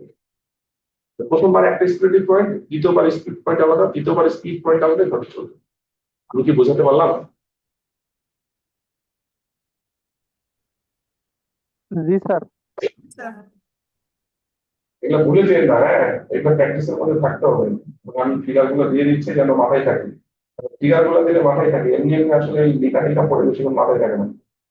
দুইটা মাথায় থাকে, একটা প্র্যাকটিস আর একটা হচ্ছে ফিগার।